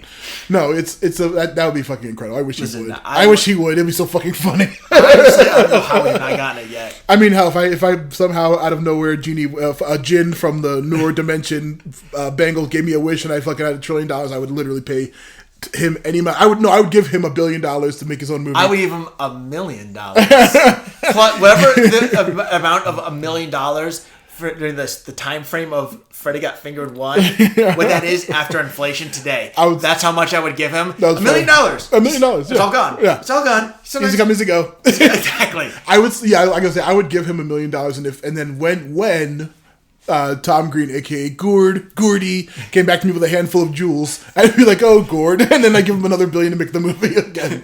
Oh God, but yeah. See, I think I would give him a bag of jewels on the red carpet and say, "This was a love project. So excited of it." And Tom Green was incredible. And to thank you, I want to give you this. I give him the bag of jewels. It's a bag of jewels, Betty. They're jewels. Pluggy plugs, and next time, sure. Wrap this bad boy up real quick. All right. So. You go to your plugs first because I do it the next time after your plugs. Yeah, you're right. Okay, so Matthew's Podcast, Twitch. I got to be streaming sometime soon. Matthew's Podcast on Patreon. Oh, speaking of, we got to stream an episode at some point in the future, maybe. Someday. We'll see. Matthew's Podcast, Twitch, Matthew's Podcast, Blue Sky, Matthew's Podcast, Patreon, Matthew's Podcast, YouTube. The podcast is available on the RSS feed. Fucking Rick and Morty ass burps. It should be an RSS feed, should be fixed by now, and then as well as Spotify and Apple iTunes. Go rate and review it. That's the only way it gets any actual press. Then of course check out old episodes of Action Toon Bros. Old episodes. We're getting down. I'm chugging this beer now because we're at the end of the podcast. I'm trying to finish it before I get back in my car and drive. So, well, just like in our Fast Sex episode, we are wearing tank tops. We are driving. Yeah, we've been driving this whole time. I've been chugging this beer. So fucking next would be old action Toon Bros. Old movie garbage, of course. Buy the book. I got Minotaur King. Old movie garbage. Yeah, old movie garbage. Which kind of we didn't see it. Just bringing back an old segment because we're bringing back old shit. What kind of piece of garbage would this be? This would be, I would say, God, I'm trying to think of positive. The Eternals would be like a sick ass jewel you find stabbing your foot on the beach and like, holy shit, and like you don't know, doesn't draw blood, but you're just like, what the hell? And then you find a weird ass bismuth looking fucking gem and you're like, holy shit, this is awesome. For the Marvels, I would say, like a similar one I mentioned before with one of the nostalgia things. It's like walking by something like mildly interesting, but then you're like, actually no, I can say it's like somebody, the vomit that somebody has leaving a really fun looking party. You look under the vomit, that's the trash, that's the garbage. It is vomit out of a really fun looking party. Looks awesome, but it's really fucking shitty and gross. Let's see. Next would be all my pluggies are done. I should be good. Buy the book, rate and review. That's all me. Eternals, I'd say I'm kind of building off yours. I'd say Eternals is like a piece of a broken bottle that's like really colorful. Like it's easily forgettable, and it's technically is trash, but I like it. It was a cool find at a really cool place that I went to, and it just looks really nice. Yeah. I like to look at it. It's pretty. Yeah. It's not. It's technically. Is it something special? It is to me. Yeah. Cool. The Marvels is fuck, I don't even know. I don't know. Oh, fuck. I don't even know, man. I got nothing. I can't even think of what the Marvels would be. Well, you do your plugs and maybe by the end you'll think of it. Maybe. Probably not. Yeah. Really the only plug I have is Twitch Father_Bohawk, where I am doing the champion lock still, where I am trying to make every Pokemon a champion. As of date of recording, I have completed 6 Hall of Fames, so 30 Pokemon have entered, and I am actively working on the Hall of Fame team set to be used in Heart Gold, and it's pretty wild, but that's what I'm working on, and I stream there, and eventually I'm going to make YouTube videos, hopefully, so Father_Bohawk on YouTube, so feel free to tell me to make the videos on Twitch sometime, or just randomly message me places and say, make the videos, damn it. Hell yeah. Yeah, I got nothing for the Marvels. Fuck this movie. I wanted to like it. Yeah. I really did. Honestly, it's like that granola bar that looks like it could be really good, so you buy it, and it was overpriced. And then you take a single bite and you're like, oh god, this is terrible.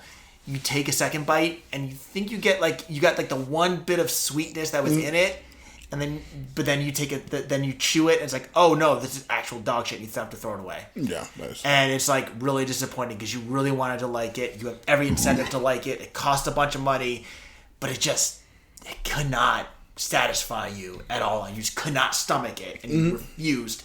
You were hungry, and you threw it away because just going back to it made you feel sick. Nice. Yeah, just like that. So, for the next film, we've done a lot of films, and I've tried to do, films here and there.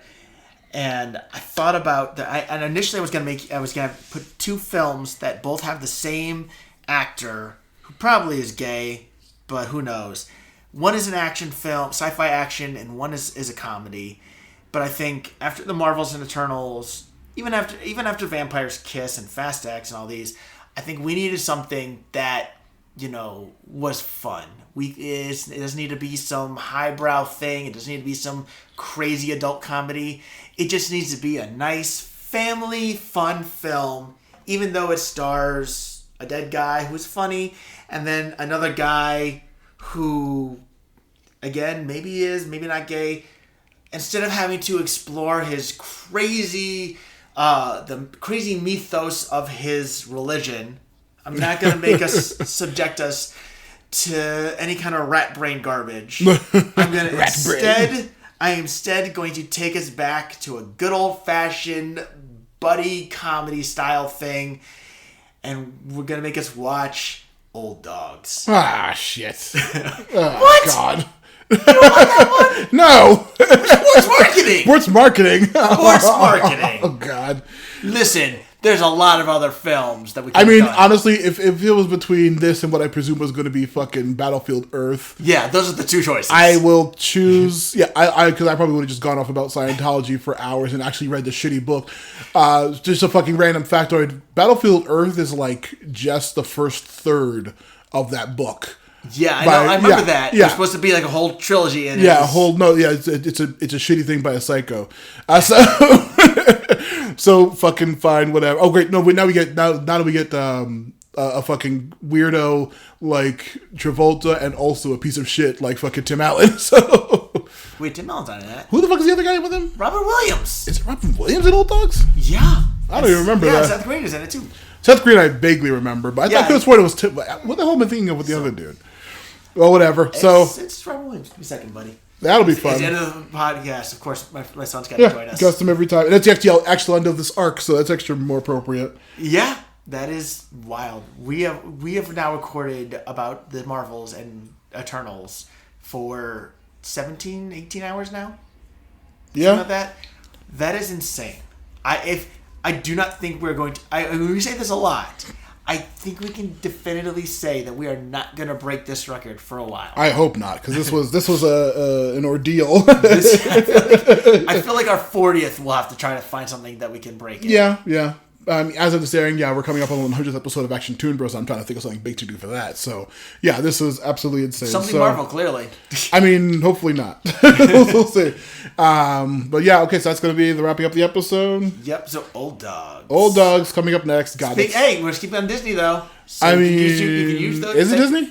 Yeah, that's a Disney film. Remember, we'll talk about it more, but it was supposed to be an R-rated film. Great. We can imagine that world. So yeah, that'll be short fun. though. Hopefully it is. I can't imagine otherwise. But okay, so wrapping this episode up. I will find it. I'll probably find it on Amazon or something whenever it's ready. But all right, so wrapping up the episode. Finally, I think after all of this time, you finally say we're done with this. Yes, we got to do another. Of course. So we'll do the catchphrase after the. All right, sure. Why not? So let's see. All right. D&D is red. But Al Pacino. not now. Dunk. Dunk. You do not understand me. My name is Duncan. This is a new game. Duncan. You want the best rage, dear. Serve with chocolate mixture.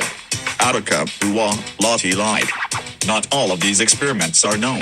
Hayes Iron and I were brought back. Change the caramel. I know you are. My Dunkachino is full of love.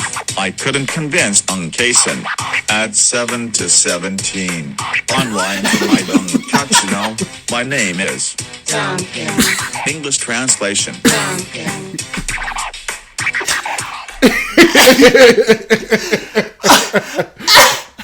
That was Dunkachino, but Google translates.